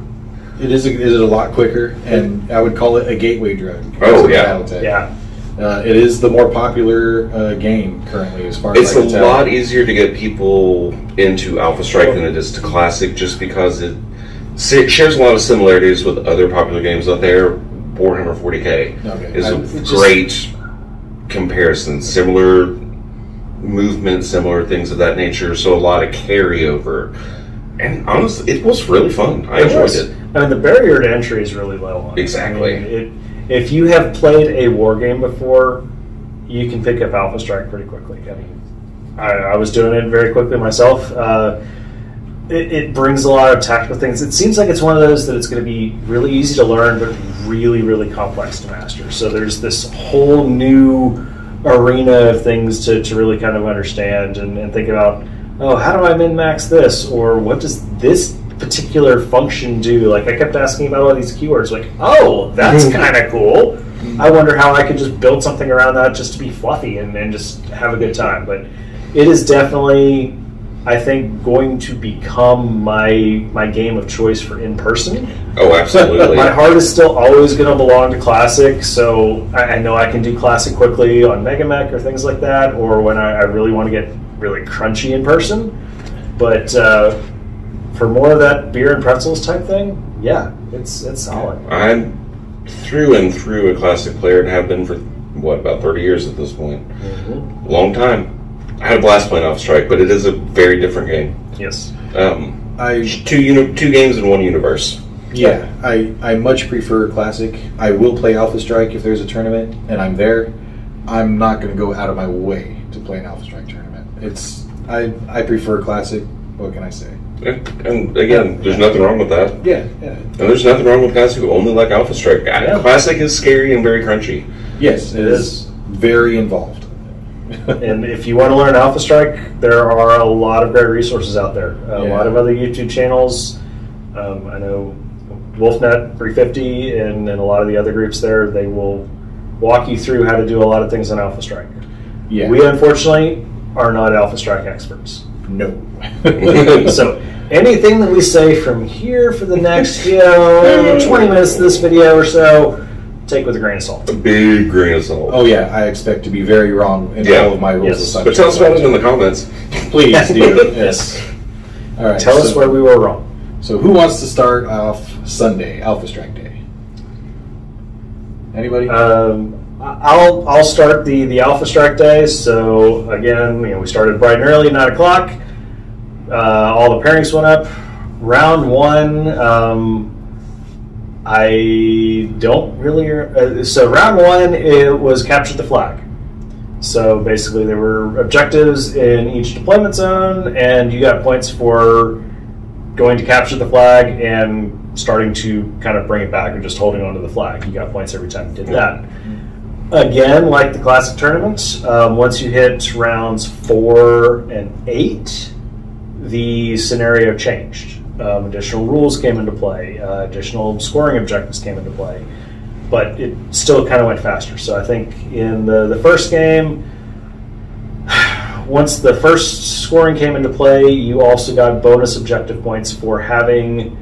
You got a full objective point for having a mech in the opponent's deployment zone. Unit in the opponent's deployment zone, and then you got a quarter of a point for each unit in your own deployment zone. So it's basically how can you get a couple of things hidden away in the opponent's deployment and just protect your own turf. So yeah, it was really interesting. Yeah, it was. Yeah. I'm not sure what happened turn 8 because mine ended before that. Mine did too.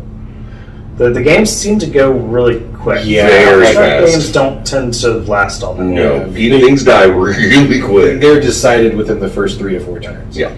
I don't know if we really want to talk about our list just because I don't have a whole lot to say. I ran 2 battle stars and a support battle armor star. I also ran a command star, a fire star, and a battle armor Nova.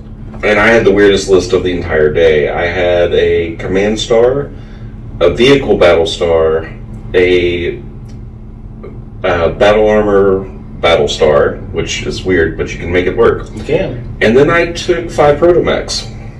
Oh, so I had 4 formations. No one else had any. I think 3 was the biggest anyone else had. Now, I did see 2 other 4 formations, but they were all inner sphere lists. Gotcha. I played somebody who had 5 formations. Oh wow! We'll get into that. Wow. Actually, I did too, technically. But anyways, round 1, I got to play our near and dear friend, our hero, Carbon. So I actually, I'll be honest, I went up to Warning at the beginning of the day, and I was like, I've never played before. Put me up against someone that knows what they're doing, that can probably kick my teeth in and just teach me how to play. It's going to be someone good to learn from. And he said, sure. Hey, Carbon, come here. So I got to play Carbon. And Carbon was awesome. We had a grand time setting up, and he had a really cool list that I didn't respect it for what it was at the beginning because I didn't know any better, but he had some really funky shenanigans going on with mine layers, and he had an infantry heavy list and a couple of just really stout lances. We played on a very heavily terrained, like lots and lots of buildings, lots and lots of cover map. Gotcha. And me not knowing what else to do, I basically just kind of fell back on, okay, I've played Infinity before. I've played Kill Team 40K. The objective is you keep everything out of line of sight and you try to focus fire on different things. So that's really what I did, is I was able to, for the most part, keep all of my stuff out of line of sight to where I only had like 1 or 2 individual units that could, I could target, but I could throw 6 units worth of fire at it. And then I got my BA into buildings, which were CF 40. Sorry, Carbon. I know that was rough. But you can blame Warning for that one. And they became, invulnerable turrets. And especially with having a Corona in them and some salamanders, it was not a good day for. Oh, that's right. We forgot to mention turn 4. The gale, it was windy. That was the environmental. Yeah. It was windy, and if there was any regular infantry out at even the beginning, what was that? Well, even BA on turn 4. Yeah. But it was wind force 2 or whatever, and regular infantry got jacked up. BA still took a damage turn. On VTOLs got just racked. Before turn 4? Or no, after turn 4. Okay, yeah. So before turn 4, it was bad for infantry.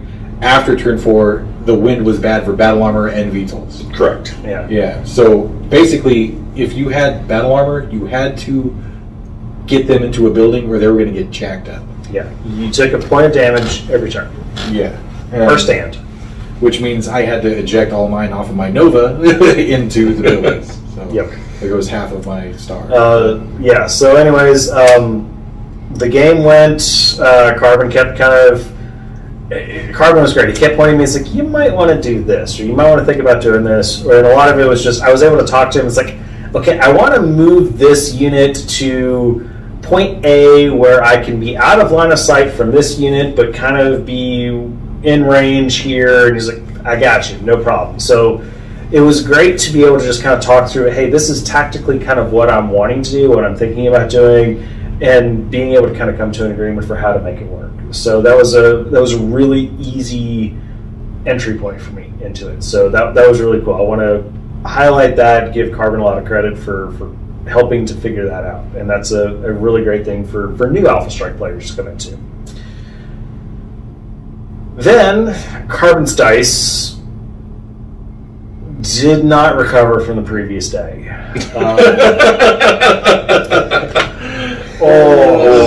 I don't know how many 5s and 6s and 7s failed to roll, but in the end, it was about 30 too many.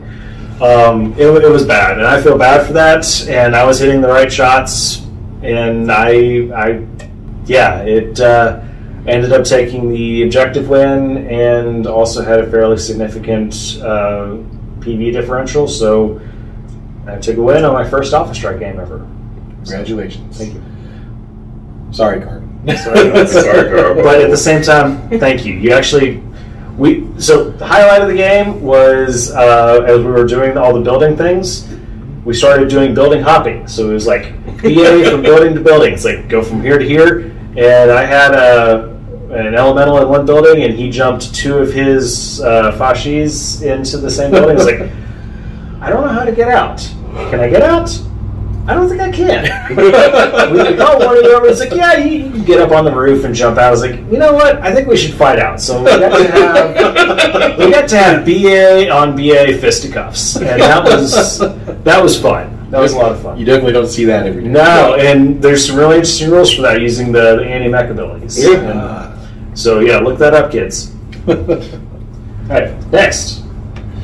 Let's see. First round, I got to play against Cameron, who was an absolute joy. Sweetest person I think I've played in a long, long time. Very kind and understanding when I told him flat out, I've never played before and I'm going to screw up, so please call me out on it. He had never really played against vehicles. He had never really played against battle armor, and he had definitely never played against protomechs. So I think my list was... Right, I never played against protomechs. Right, well, I wanted to try them out because they're neat. And I had the models. Opinion. I mean, hot take, sure. Yeah. Look at this. Anyway, extremely urban environment, like lots and lots and lots of buildings, no big lanes line of sight. The first turn, he did something interesting, which I had no idea. He moved up, then turned his back to buildings to face back into his deployment zone, thinking that my guys wouldn't be able to get back shots on and wouldn't be able to work around. Unfortunately, it chose a building where I had moved both of my opponent tanks up that were carrying infantry, who then dismounted off the opponent into the building that he had his back to and got 3 back shots. Oh, no. Right. So, turn 1, I kill a Pouncer? Whichever mech he had that could jump of the 3. This was a Cavalry Star. They all had +2 movement. These were supposed to be his fast, get over there type units. I then managed to move my protomechs around and pin him up against the building. Yeah. So he's now stuck. And you can't move through the protomechs. Correct. So his fast unit is now... You also can't move through battle armor or infantry. Yeah, you can't move through enemy units at all. Yeah, any unit is going to... So I've got him just swarmed in, locked in on the left side. He can't jump, can he? And he can't jump. So he's stuck. No TMM. No TMM, no nothing. Oof. So I start moving up the right side. I get my VTOL all the way around turn 2. I go to go snag the objective, and he swats it out of the sky. I mean, then just Warhammer looks at it and boom. On the other side, my Inyo tanks, which do 6 damage up close, moved up. They both hit his Timberwolf, melted it. Oh, that's disgusting. However, he got his vengeance because he had an archer, and I'm thinking, oh, an archer, I'm up close, it won't be scary. It's an archer C2. Oh. It deletes an Inyo, and I'm like, okay, this has gotten spicy. Back and forth, back and forth, back and forth. We get to the end of turn 3. He's down to 2 mechs guarding his objective. I had most of my list, some of which are in the back, which he had another quick unit move back, so I took them off. So I've got 4 units back in my deployment zone. I have the rest of my list almost up into his. Turn 4 hits. Well, my BA have to get in buildings, no big deal, I'm already there. I have 6 units in his deployment zone. Oh, so that is an objective win right off the bat. I mean, there's no recovery from it. Ton of He's got 2-3 units left. Yeah, that's we're running out of time, but right, and it was just me bumbling my way to victory. That seems to be a theme for today. It really is. Fantastic game, fantastic player, had a blast. Very first game of Alpha Strike, you know, had a really, really good time. So while you were talking, I do want to credit Carbon for one other thing he taught me was the importance and value of heat, and how disgusting heat generating units can be, especially when he managed to put 2 heat on almost my entire medium Battlestar. Oh, Jesus. In one turn, from his 8 infantry that could all produce like 2 heat or something. It was nasty, and I was very surprised by that. And now I know better to not do that. So, for those of you learning Alpha Strike, pay very, very close attention to what happens when someone applies 2 heat to you. Yes. And remember, you can only take 2 heat externally. Sorry. Per turn. No. Justin. By all means. All right. So round 1, I play Andrew. North Shore Conglomerate is what he's known as on the Discord. Carbon 2.0. Yes, Carbon 2.0, Mini Carbon. Whatever you want to call him. Andrew was running a nasty list. He had Howlers. He had Hellions. He had, I don't think he had any infantry. He had all mechs, I'm pretty sure. And they were all pretty fast. And they all had the SRM or LRM special ability. Oh, okay. And he was also running tandem charge LRMs, and I guess there's tandem charge SRMs. No, reverse it. Reverse it. Well, whatever. He tandem was running, charge SRMs. Well, no, he was running tandem charge SRMs, and he had some LRM bullshit that was also critting. I'm assuming there's some nonsense. I don't remember, but I'm sure there is. Yeah, but either way, basically I didn't know it at the time, but we were playing this wrong. The way we played this, the entire match, was anytime he hit me with anything that had SRMs or LRMs, I got an automatic crit on my unit. That is not how the rule works. That is how we played it, because I didn't know any better. That's how he understood. That's how he understood it when he was told that, oh, you should try this. Yeah. And so he wasn't doing it to be like... No, he didn't do it on purpose. He wasn't cheating. It was just, we both didn't know the rule. Right. Yeah. And this is like one of my first Alpha Strike games in 9 months or whatever. Out of the 5 I've played before at LVO. So it's been a long time, and I've never read the special munitions portion of the Alpha Strike book, because I never thought I'd have to suffer under it. You've read? We don't do that here. This is making me sound better. Right? Making it sound like I've read the rest of the book. But yeah, I have no idea what these special munitions do, so I take his word for it. So every time he hits me, I'm basically taking a crit.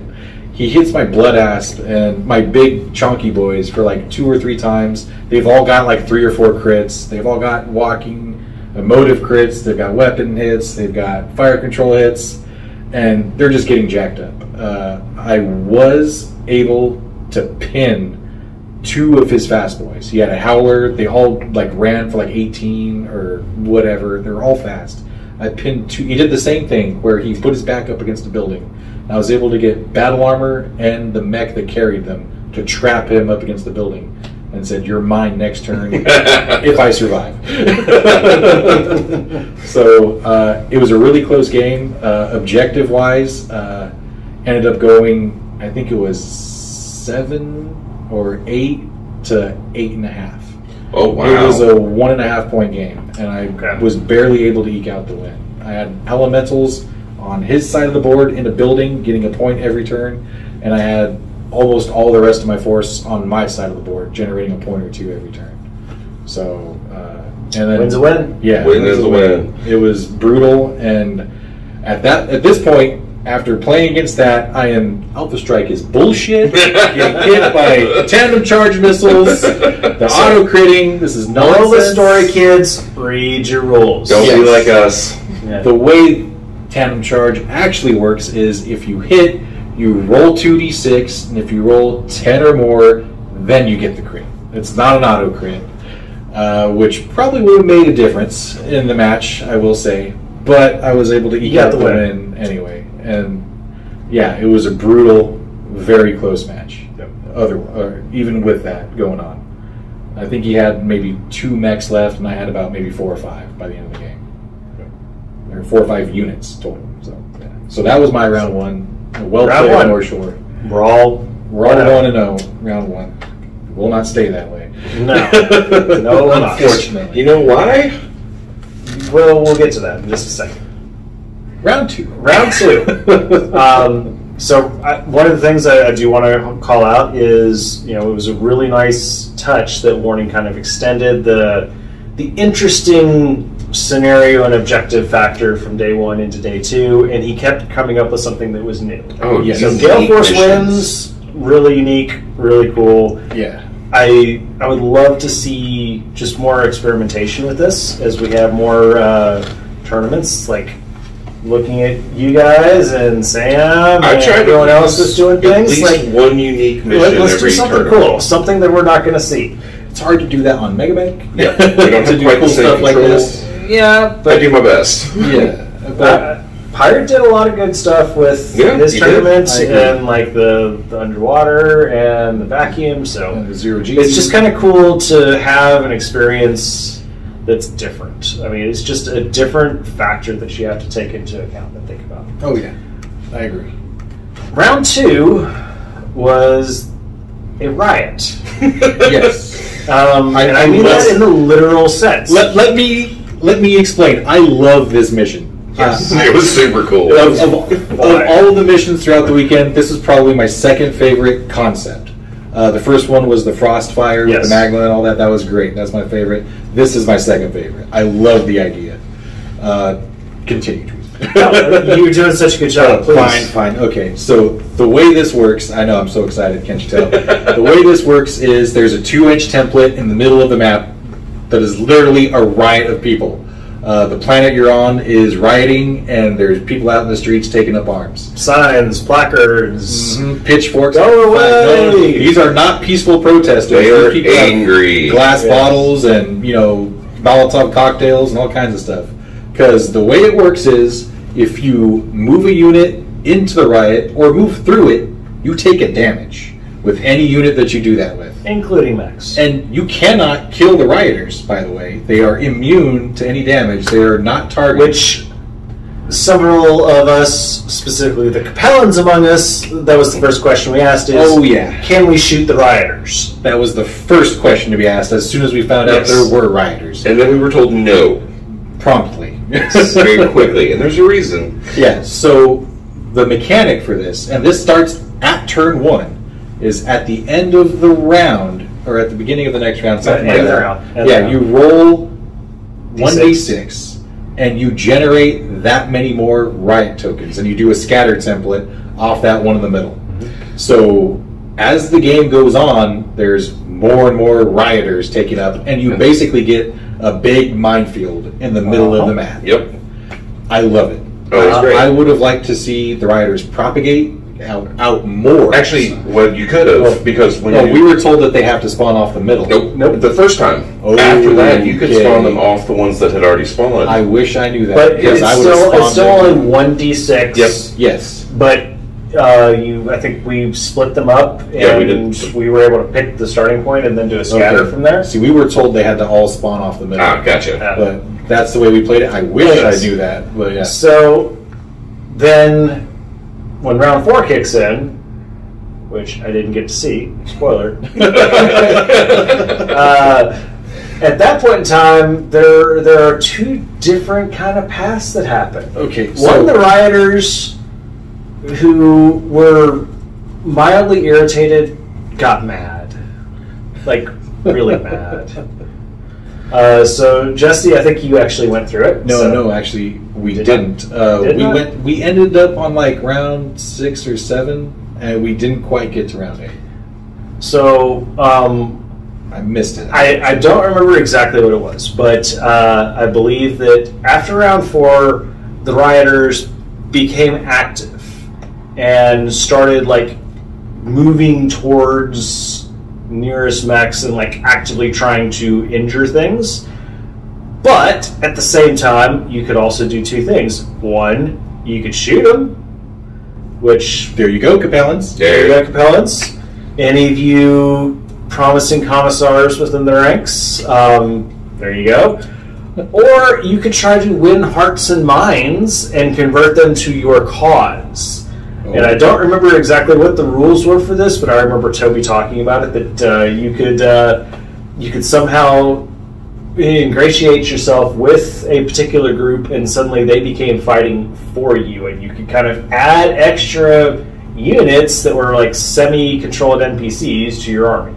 Oh yeah, that was awesome. Oh, fantastic. Cool. Hilarious. Wonderful idea. Wonderful idea. Yeah. Like, Jeff, why didn't you find out about this? What happened?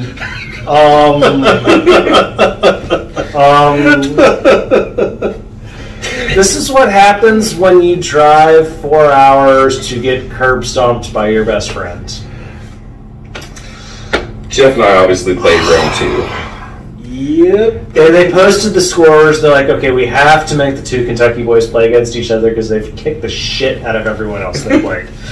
So, someone has to get taken down a peg. Right. And in this case, I was taken down about 5 pegs.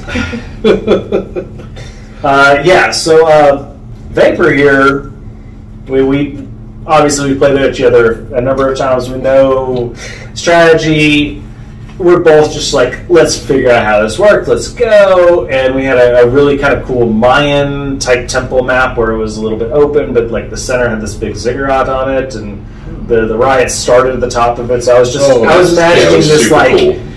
This like, you know, Mayan Aztec culture, maybe like a Indiana Jones Temple of Doom. The map on the bottom was very psychedelic. Grateful Dead map. It was awesome. Oh yeah, it was the map itself was. I started tripping just looking at it. You're right. That was fantastic.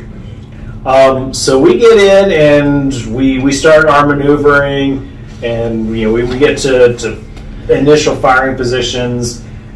And round 1, things don't quite go my way. When how many 10s did you hit? 3 at least. Yeah.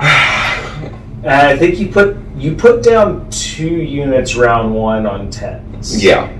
That hurt. Right. That hurts. Variance. It happens. Like that's the dice. That's the breaks. That happens. Round 2. I was introduced to this wonderful ability called Combat Intuition. Never heard of this before, folks. This is also where it pays to read your rulebook before you actually try to play a game. Vapor, what happened there? I deleted 3 of your units at the start of round 2 before they got to do anything. All of which had 3 TMM. Oh, except they didn't get a chance to move that turn, so they have 0 TMM. Exactly. One was in a forest, so he did technically have like 1. But when you delete something on a 5, and that should have been on a 9 or a 10. Yeesh. And from there, it was just, I was on the back foot. And once again, Vapor's magical ability of making his opponent's dice go cold Which I had both Toby and Warning sitting up on my shoulders like, oh, that's brutal. oh, you poor thing. Oh, honey, let me give you a hug. It was bad. So by the end of turn 3, I had a single piranha left. It was enforcement control. It was enforcement control. Yes. No, it wasn't enforcement control because it did not have enough internal pips to get. Oh, that's right. Only because it could not be. It could not be.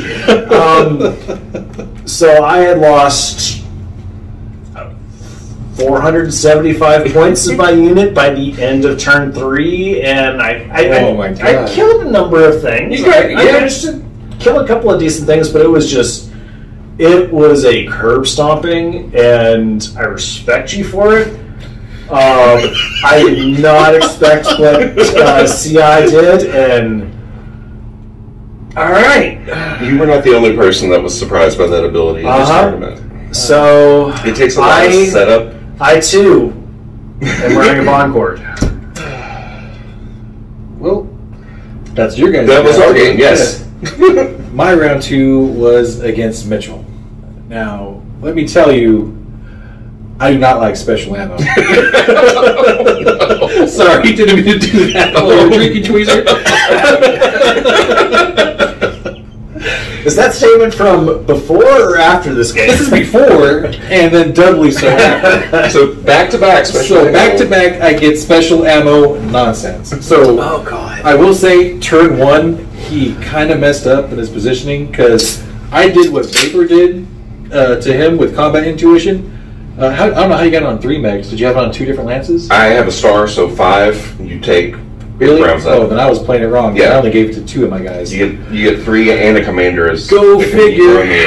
Well, there you go. I should have had 3 combat intuition megs when I was playing with 2. Learn to read, people. It'll help you play better. Also, stealth on battle armor gives you +1 in short range to be hit, which I didn't find out until the 3rd round, which would have made a difference. So picked up what points for stealth and didn't use it. 22 points for elemental 3s with stealth. And 22 points? Yeah, that's why I had 22 points. Dude, okay. What mole were you using? Clan Wolf. I know. For shame. I feel. Boo this man. Boo. I at least consistently stuck with not only my favorite clan. I deserve this, but my cosplay. And I also deserve the loss that I just had. So I'll get into my game. So I delete one of Mitchell's dashers, and I whiff with my linebacker on like a Mercury or some shit. Well, let me tell you about his list, first of all. So he's got 5 lances. So that is 20. That's what I have. Yeah, 20 units. 20 units. He's got 4 missile carriers, 2 heavy missile carriers, 2 light missile carriers, LRM carriers, and then he's got 4 LRM mechs. So you can see where this is going. He's got 3 lances of very fast boys. Everything else on his list had a TMM of 4, and he had 4 helicopters at a TMM of 5 that did nothing but tag. So he's got me outnumbered, and he's auto-hitting turn 1 on my blood ass, but deleted his dasher before it got to move for 10 damage that he didn't even have to roll for because he had oblique attacker as an SPA on top of semi-guided LRMs, which is a -3. And yeah, that's disgusting. Yeah, and I have like a 1 TMM on my assault mech, and he doesn't need a spotter because it's oblique attacker. So, that's dirty. Yeah, so my blood ass basically got deleted round 1, and I was on the back foot after that. To my credit, though, it was a 1.5 point game. He had, and this was basically the objective was stand up fight for the most people. There was no additional way to get points other than killing mechs. I killed very many of his mechs. I was able to get a dasher all the way over behind his little nest of LRM launchers. I was able to get my Pouncer and my Puma up there and my battle armor off and shooting at his stuff. I killed all 4 of his LRM carriers. He had, I want to say, maybe about 6 or 7 units left, and I had maybe 2 or 3 by the end of the game. So not bad clawing back. Yeah. It was a brutal battle, and it was really close, but Mitchell ended up taking the win. Semi-guided LRMs are nonsense. I do not like the special ammo stuff in Alpha Strike. I think it's wildly imbalanced, especially when paired with things like Oblique Attacker. If you're not, I was under the assumption when building the list that we were not using optional rules in the back of the book, so I needed to look at any of that stuff. So I had no idea any of that was coming. Wait, there are rules? I read. Apparently, yeah. I mean, we don't just throw mechs on the board and roll dice and shit happens. Yeah, we do. Oh, okay, all right, yeah, good. I'm glad. Are you new? Yeah. But so that was my round 2, dealing with a missile sniper nest and 15 spotters, basically. Which 10 of the 15 spotters could do damage and spot. Yeah. They all had tag. They all did like 1 or 2 damage, and they're all running for +4. So that was my round 2. That's a hard built list right there. That's hard. It was a hard match. He won, but man, was that brutal. Like, yeah, that was very demoralizing. Going from getting auto crit to getting auto hit is not fun. So yeah, round 3. Round 3. What was the mission in round 3? Hang on, time out. What was the mission in round 3? I forgot. Mission in round 3 started. There was a ball in the middle. Yeah, that's right. Ball in the middle. You would get a unit onto it with declare not shooting. It was basically. It was kind of a capture the flag. Yeah, it was another kind of capture the flag. It was take and hold the flag. And keep away. So you picked it up. If you got a unit on it, it didn't die. Didn't get put in force withdrawal. You would pick it up.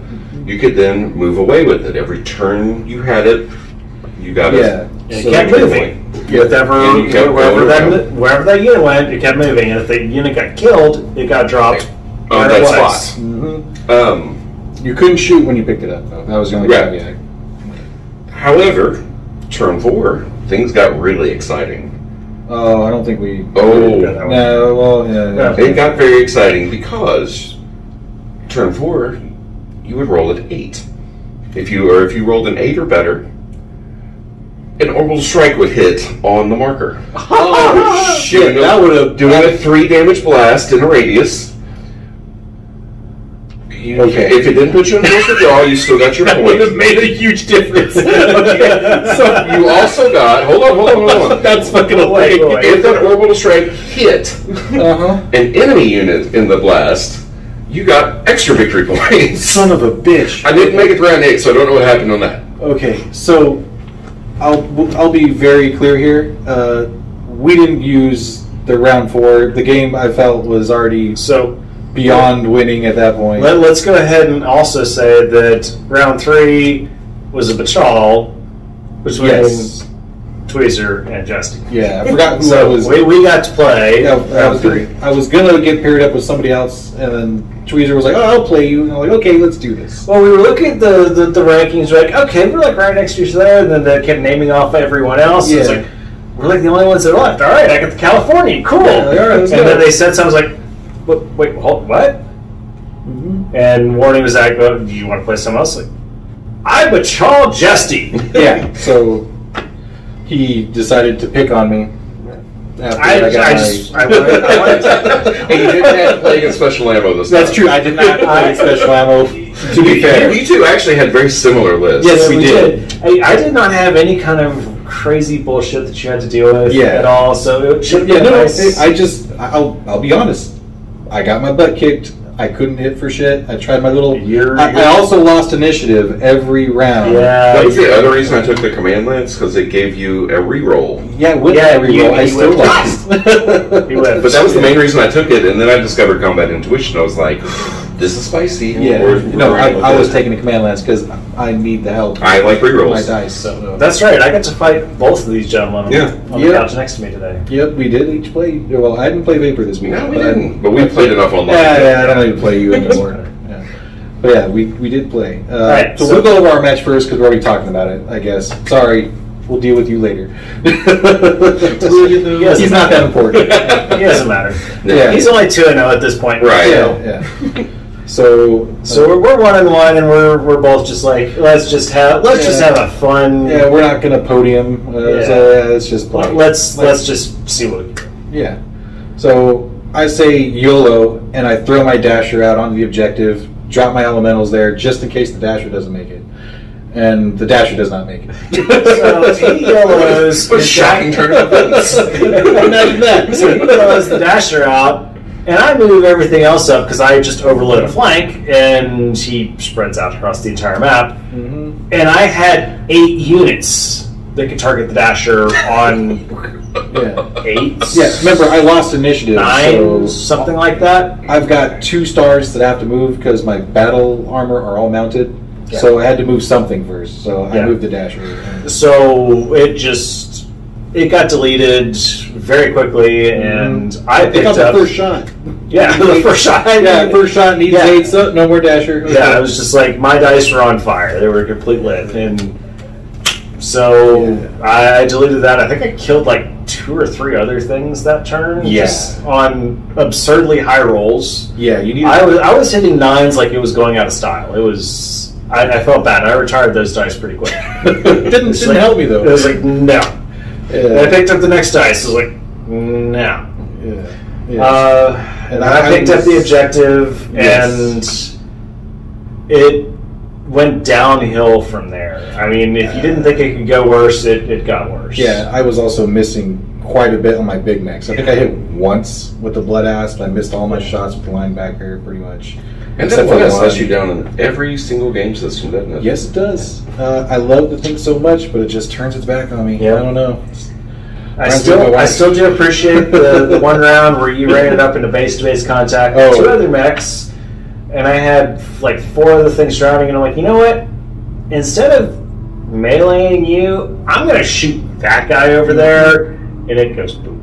Yep, it was Mad Dog took 2 mech. You also had some really nasty mechs. That Battle Cobra was disgusting. Well, my list was a little bit of a glass cannon list. Everything punched above. So Pirate, when I was asking, it's like, how the hell do I build an Alpha Strike list? It was like, well, here's what you do. You always make sure your median damage value is at least, X% above like your cost. So if you have a 40 point unit, your median battle value needs to be at least 5. So it always needs to be at least 1 number above. So I was taking things that were like a lot of 6s and 7s, but they might not have had much armor. Oh, one thing to note: our map did not have all that much cover. No, it did not. It was. There was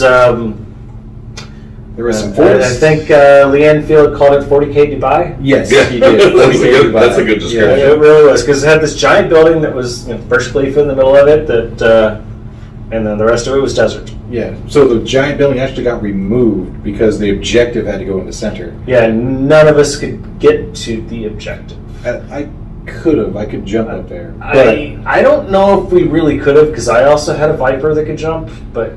I mean, yeah, you could jump. 18 inches, like that big. You could. Yeah, that was a big freaking building. I'm sure we could have gone there. Yeah, whatever. Yeah, either way. We decided to say, you know what, building gone. We still had these cool little fences in there. It worked. It was great. Unfortunately for Jesse, it just kept going downhill. I kept making the rolls. He kept losing the rolls. He did. I did fight to a man, though. He did fight to a man. I give Jesse credit. He went down fighting. He went down to the last man, and he killed a lot of my list by the time it was done. Yeah, about half, I think you said. Close to. It was a little over half. Yeah. But at the end of it, I had 8 things shooting at 1 battle armor. Yeah. So, and we kind of foregoed calling over the TO at turn 4 because I felt the mission was already over. At that point in time, I was already like 3-1. Yeah, and it was it was turn like 5 or 6. Yeah, like I had the objective. You had no objective points, and I was 3-1 on. Yeah, so I figured the game was over. Yeah, I didn't know there was an orbital strike that would nuke his battle armor. That could for the lulls. That would have been hilarious. That would have been it was. That would have gotten me one more point. If because at that point in time, I just backed off all my battle armor. Yeah, they were all sitting in a forest on the opposite side of the map. They were just kind of sitting in the forest, having a little cookout. Yeah, having a battle armor. Yeah, but yeah, that would have been hilarious to watch the battle armor from orbit. Oh yeah, I went from getting completely curb stomped to smashing Justy's teeth in. Yeah, well, it's okay. I deserve it for running Clan Wolf. What can I say? You do. And here's the thing: I was running Goliath Scorpion. Oof! I don't feel bad at all. So yeah, I mean, this is what happens when you turn your back on your own clan. I just wanted to. I really wanted to run that Amarok. That's why they're the only people who have that. Yeah, fair. It's good mech. Yeah, for how long it lasted. Yeah. For the 2 seconds it was on the table. It lasted longer than that. Yeah, it took a lot of. It's got like 16 armor. To be fair, that is the only time it died. It didn't die round 1. It didn't die round 2. Everybody looked at the armor and said, "Fuck that! I'm not shooting at it." It took me 6 mechs of concentrated fire to kill it. Yeah. So he went down in a blaze of glory, as he should. Yeah. But he went down. Paper. Game 3, I played against Connor, who I love. He's great. Connor's had a lot more games than me, but that's not hard to do because, again, this is my 3rd game. He was running a really interesting... He did a Command Star with 2 Piranha with Combat Intuition. I'm trying to think of what all was in which star, but he had a... Warhawk, he had a Mad Dog, he had a Kingfisher, a Turkina. One of them was Command Star, the other one was Speedy Boys. They were supercharged, so it was like a super fast Kingfisher. Oh boy. Yeah, wow. Completely unexpected. Oh, I know that Kingfisher. Super. I almost ran that Kingfisher. Fun list. Look it up. Great list. I, of course, have my big swarm. Our map's pretty open, but there's spots of cover everywhere. First turn, I shoot my VTOL onto the objective. We played it completely wrong and didn't find out until after. Evidently, you have to land your VTOL. Yes. Whoops. I didn't know that was a thing. He didn't know that was a thing. Fair enough. VTOLs have to land to take objectives. So he, of course, he's trying to shoot it on 9s and 10s when he should have been shooting it on 5s and 6s. VTOL survives, zips away, whatever. Never to be seen again. He just hangs out behind buildings the rest of the time. However, we discussed it, and by that point, I have almost my entire army like flanked around. It's the open, but the one that my VTOL fell off Friday night. 4 pillars with the walkways. It's in the center, so I have my whole army spread around this thing. I would have had 7 or 8 units on that. One of them would have survived to pick it up to run. Yeah. Because at the beginning of turn 2, I won initiative. Combat Intuition, both of his Piranha. All his super fast mechs that could chase my stuff down are now gone. He's got big tough boys. It would have ended up about the same. Either way. So it didn't truly affect the outcome. It was a misunderstanding. However, it did lead to something funny later. So we're back and forth shooting. I mean, he's playing great, just hidden, and then his dice go cold and mine go crazy hot. If Timberwolf finally nails my Stormcrow, knocks it out in one big go. He had some big punchers. Stormcrow fires back. I roll 12. I roll another 12. Oh, instant. Untouched, Timberwolf dies. So there's his right flank now wide open. Brutal. I'm swinging tanks up both ways, this, that, and the other. End of the game. Turn 4. I was like, all right, cool. Your dice have been bad. You can roll for the orbital strike. Rolls an orbital strike. Nails my VTOL in the back. Didn't kill it, but it's force withdrawal. Of course, he drops the thing, and the next turn he flies off. Oh, hilarious. At the end of the game... Gotta go! At the end of the game, I have 5 Protomechs, 2 BA, and then a couple other things scattered, like a missed links, not much left. He's taken out all my big mechs. He's taken out 2 of my... one opponent and one Inyo. So I've got everything, and I've got his Kingfisher pinned up against a building. Oh. It takes me 2 turns to go through the Kingfisher, kill the armor, and then all my little 1 damage guys hit, roll, crit, engine, hit, roll, crit, fire control, hit, roll, crit. maneuver. And he's still alive. I remember this. This happened to me. Yeah. Death by 1,000 cuts. It really was. And it was highly hilarious. And he was such a great sport and just a really good player that his dice went cold at the exact wrong time. And mine went crazy. I mean, I went through like 4 sets of dice because I just kept rolling super hot. So I'm like, oh man, come on. But yeah, in the end, pulled out another significant victory. He has his second Timberwolf got off the board. I'd killed everything else. Gotcha. So that intuition, kids, not even once. It's scary. It's when you get to use always it. Know your dealer. Always know. Yeah, it is definitely a feast or famine. Yep. If you can get it to pull off, it will break. Game. Yeah. So Vapor. Yes. End of the Alpha Strike day. First time playing an Alpha Strike tournament. Correct. Would you do it again? Absolutely. It was fun. It's a different game. It's not What did you do in the Alpha Strike tournament, by the way? Ended up in second after our lovely Lee Enfield got first place. There we go. So Lee Enfield got first, Vapor got second, and I think Jason got third. I don't know his Discord handle, but Jason. Well, and I didn't get to play him all weekend, but he was a super nice dude. Every time I chatted with him, I played. Everybody was super nice. Yeah, everybody was great. I loved meeting everyone, putting names to faces and Discord handles, and mixing everybody up. And this was a blast. Huge shout out to the local Nashville crew for being so welcoming. Oh yeah, to those of us that have traveled down here from various places, and then just everyone that walked in the room. Yeah. Someone was always saying hi. It was usually the Nashville crew, or it was just like, hey, you want to learn how to play this game? Come on, let's do this. Let's play. You can join in, jump on. Yeah. And I mean, you all are just really amazing, outgoing people that really care and want to really bring a change in the community and just drive this sense of belonging. Yeah, the Middle Tennessee crew, you guys are the true core of BattleTech, in my opinion. Yeah, this is what it was all about. MRC strong. Yeah, that's right. I mean, I'm sorry. I'm sad I got to leave. I mean, I don't have this back at home. I got to live vicariously through you guys and play Mega Mech instead. That's why you just need to move here. Yeah, maybe. I'm gonna buy a summer home over here. There you go. Well, hopefully your wife won't see this. Yeah. Shh, don't tell the wife. So one other unexpected thing that I don't think any of us knew were going to happen. No, there was one more. Well, there's another painting award. What did you get? Oh yeah, there was another painting competition. I told them I didn't want to participate. Oh, but you were forced to participate because your mechs looked so damn good. What did you get this time? I believe I got third this time.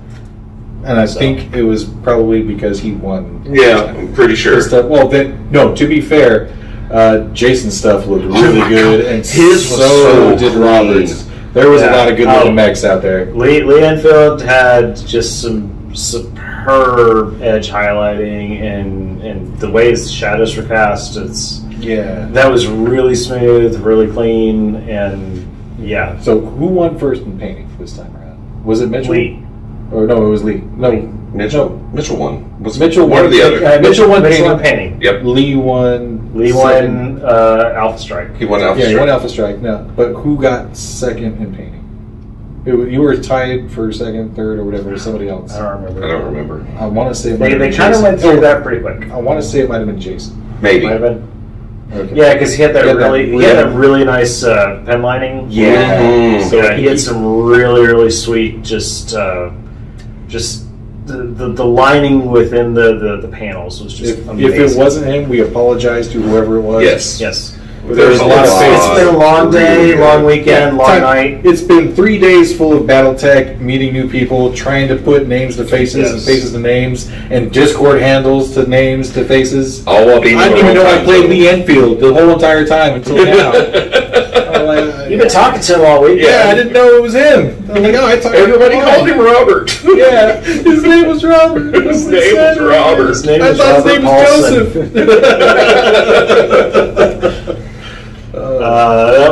It was a blast. It was absolutely a blast. Yes. But yeah, I was blessed to have the third place in the painting. That was really cool. So you got a first. I got a first. You got a second. I got a second. You got a third. I did. Congratulations. I hit the cycle. Mm-hmm. And I believe there was one other award that came out. There was, and it was an entirely unexpected award. Mm-hmm. So, we had 2 tournaments this weekend, and there was an overall MRC performance award. So I think there was 3 awards given out, and I do have video of these awards going out. They'll be up later eventually when I get to it. But I forgot who got 3rd. I want to say it might have been Mitchell. No, I'm pretty sure. Oh, you got 3rd. Oh, what was 3rd overall between 2 days. Overall between 2 days. He went 3-0 on Saturday, 2-0 on Sunday. Oh, 2-1. Sorry, 2-1. No, it was definitely 2-1. I was there. I was there. I had his foot was on the back of my head, trying to help him forget the trauma. There's too much trauma there. That's done packed with my therapist. Okay, so you got me. All right, so 2-1 on Sunday. So he went 5-1 throughout. I can do math. 5-1 throughout the weekend. Correct. Ended up 3rd overall. Did not. Mitchell got second because he went 3-0 the first day. Mm-hmm. He went 2-0-1. He tied in 1 game. Oh wow! In Alpha Strike. Wow, interesting. Which actually hurt him more than it would have been to have eaten a loss when it came to the scoring, because it threw out the entire objective score. The way they were doing it. Huh. So basically, instead of getting, you get nothing. You get nothing. Good day, sir. So Mitchell was undefeated. He didn't lose, but he didn't win them all either. Anyways, he was 2nd overall, and unfortunately, well done to Mitchell. Well done for Mitchell. Yes, well done. My other Highlander friends and player, because that was the Highlanders that I took the first day. Yes. We started the day on Saturday right next to each other, and ended the day the same way. And unfortunately for us all, for the foreseeable future, Vapor won overall, going 3-0 both days. It's going to be a long few months until we have another tournament. It's going to be a long drive home for you. Oh, baby. At least it was already going to be a long drive home. All I want to say is I came from Kentucky bringing the 3 cornerstones of our culture. I brought L8, I brought bourbon, and I brought Hell's Horses. You did bring the horses. I brought the bourbon. I brought my wonderful present. And we enjoyed it. It has been phenomenal. I mean, you have to understand, Justy has been our friend for like at maybe least a year. Oh, yeah. And this is our first time actually getting to see him in person. I've had many a late night conversation with this man. Oh yeah, and the late night game too. Yeah. Yeah. One thing I will say, Chris, also known as Warning, is a lot taller than I was expecting. He is an elemental. I am 6'3", and I'm not used to looking up to anybody. Yeah, Lore Master Warning. Yes. Well, Bondsman Warning. Get it right, Bondsman Tweezer. I'm 6'4". I'm not used to looking up at anybody else, and I had to what the hell is this? This doesn't feel right. But no, he is massive. It also goes to show that most Battletech players are pretty stinking tall. Yeah. Ran into the same thing in Adepticon. There were a lot of tall Battletech players. Oh yeah, Las Vegas Open. My wife said she lost me after I walked 10 feet into the crowd, and they all looked. I just blended in with a sea of tall dudes. This is where I just slowly jogged around. It's okay. You stand out in your own way. You do. Painting. Yeah. Good night. All right, so that's all the tournaments. How do you guys feel about overall? This has been probably one of the best trips I've ever had. I have loved every second of it. My MRC family has been phenomenal, welcoming, just, oh man. Oh yeah. I cannot speak more highly of coming to Nashcon. This has been a blast. It's been really fun. To the point, Tweezer and I had already been discussing on what we were going to do next year for cons, and I've honestly, said, no more Adepticon. I'd rather come back to here. Understandable. Shorter drive. Much shorter drive, much better company. Yeah. I take that back. The MacBay crew was fantastic company. Josh, much better tournaments. We need to get the MacBay crew up to here. And it's a shorter drive. Of course, they're going to end up turning around saying we have to come to Southern Assault. Oh no, anything but that. Yeah, that's more Alpha Strike. So. Hey, I'll go play that. I'll go up to Soul's tournament up in Michigan. Yeah. Playing that. Oh yeah. I'd love to go see Soul again. Yeah, especially since he's got a new Sitco. Yeah, he does have a new Sitco. Oh.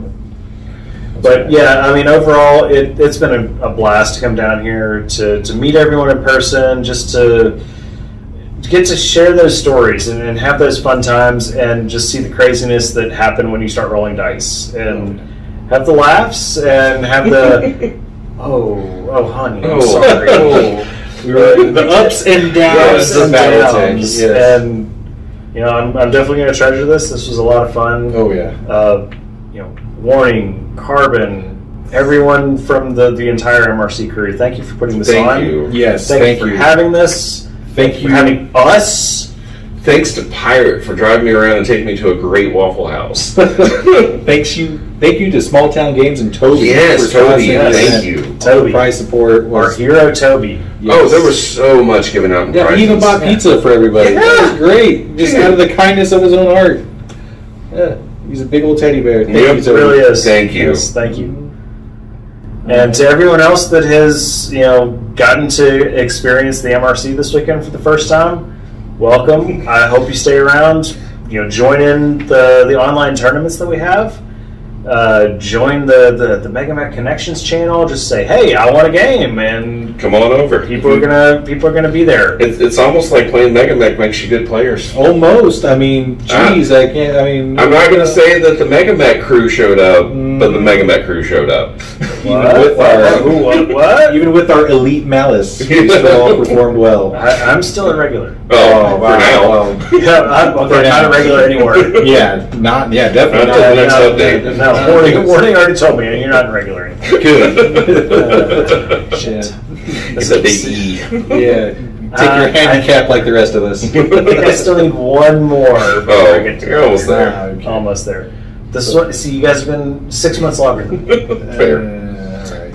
But I had a blast. I had a lot of fun. Oh yeah, it was awesome getting to meet everyone. It was just, this community is so much fun. This is getting reintroduced to this group before Adepticon and kind of going up to Adepticon, and what's happened since then has just reinvigorated my love for BattleTech, which is, it's 30 years old by now, and I'm having more fun playing now than I think I've ever had in my life. Absolutely. So, thank you, Jesty, Vapor, the MRC family. Just thank you so much for everything, and I'm looking forward to playing more and doing more content. And just, well, fuck! Am I supposed to actually?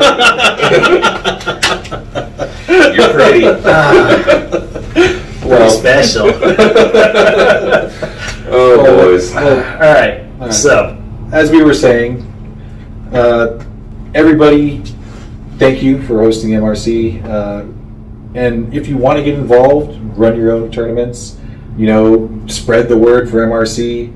You know, start running local events. They don't even have to be MRC compliant. Just get people to come into the stores on a regular basis and grow this wonderful community. Pitch out the ongoing tournaments to people who may have never heard of them. I'm always running online tournaments. Yeah, there's one. Anybody can play. Anybody can play. Literally every month except this month, because we all came to Nashcon. Yeah, I think this one. I think we're taking December off because everybody's got stuff. Oh yeah, that's Christmas time. Yeah, but I mean, BattleTech's what, the number 3 tabletop game right now? Yeah. And so, it's competing with some real giants. It's continuing to grow. The new Mercenaries Kickstarter is going to just keep driving it. Oh yeah. Catalyst has a huge runway ahead of them, but you know, we're kind of on a resurgence and just a reinvigoration in this game. Yeah. So keep driving it, and it's up to you, each and every one of you, to build the community in your area. I mean, if you've got a friendly local game store, go down there, try to have a game, just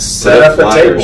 Yeah. Put up flyers. I mean, word of mouth, you know, post on Facebook. Yeah. Discord, wherever. Talk to the owner, say, hey, can we, you know, set up a specific game or a demo game sometime on a Saturday, bring people in. Yeah. Or if you don't have a local game store, then there's the online community. There's join the Discord. That's where we come in. Yeah, we'll teach you how to play Mega Man. They will curb stomp you into learning how to play Mega Man. That's how I learned. Yeah. That's the best way. Yeah. But I mean, it's one of those things. Anytime you actually post in there, more than likely there's going to be someone that says yes to a game. Any time of day, 7 days a week. Oh yeah. I mean, sometimes people are sleeping, but usually people are there. I was going to say at least one person always hanging around. That's when Funk and the Australians and all that's when the Australians. And then Justy is just his own beast. Yeah. I don't sleep usually, so I'm around. Yeah. But with that being said, I think that's all we've got. It's been a great weekend. Thank you all. Yes, it has. Excellent time. Hopefully, we can do another one of these after maybe an online tournament or the next in-person tournament next year or something. Just have to get you back more. Yeah. We're going to have to get LVO. I'm going to, why don't you come out to LVO? Oh no, twist my arm. Not Las Vegas. We'll see. If we get LVO to be NRC compliant. Maybe it will be next year. I mean, isn't Northman running it? He is, but he's already got his thing. It's not going to be MRC compliant this year. I'm hoping we're working on it. Okay, maybe next year. With as good as this one turned out, more people should be looking at the MRC. I mean, I agree. You got a better turnout than BTCC. Yeah, and a lot more satisfied players at the end of it. It had to be said. Oh, prize support was amazing. Oh my God. Oh, dude, I don't even remember all the stuff they gave out. All the top 3 guys got at least a force pack. Everybody got a blind box. Everybody got to dig through piles of minis that are actual, real minis. Not came into little baggies with dice, templates, patches, stickers. Yep. I mean, oh my goodness! Like I've got prize support coming out my ears. I gave some of it away to people that were new. Like so much fun. So much love at this place, man. Okay. All right. The only thing that I wish that could happen, if it was 2 more days. Yes. Actually, I need a day off and then another day. Yeah, I would like a nap. We need some pool time. Yeah. Pool time. I mean, maybe it can be just a day of pickup games, whatever. Yeah, that'd be nice. But more BattleTech, more better. More BattleTech, more better indeed. Oh, I can't wait to be insufferable for the next few months. It's going to be fantastic. I'm going to mute you. Just going to mute you so hard on Discord. Like, is Vapor saying anything? I don't know. I can't see his text. I can't hear you over the sound of my 6 new bondsmen. Thank God I didn't have to play you. And I would have never forgiven myself. I have to actually live in the same city as this man. You should be used to it, okay? He chose this life. Yeah, you associate with him by choice. Yeah, I have for years. All right. I guess you choose your family. Got me there on that one too. I'm stuck here hanging out with you guys. Right? Oh shit. Terrible tasting men. Okay, we're drowning. We're done. We're out of here. See you guys later. Wrap it up. Good night, MRC. Boys.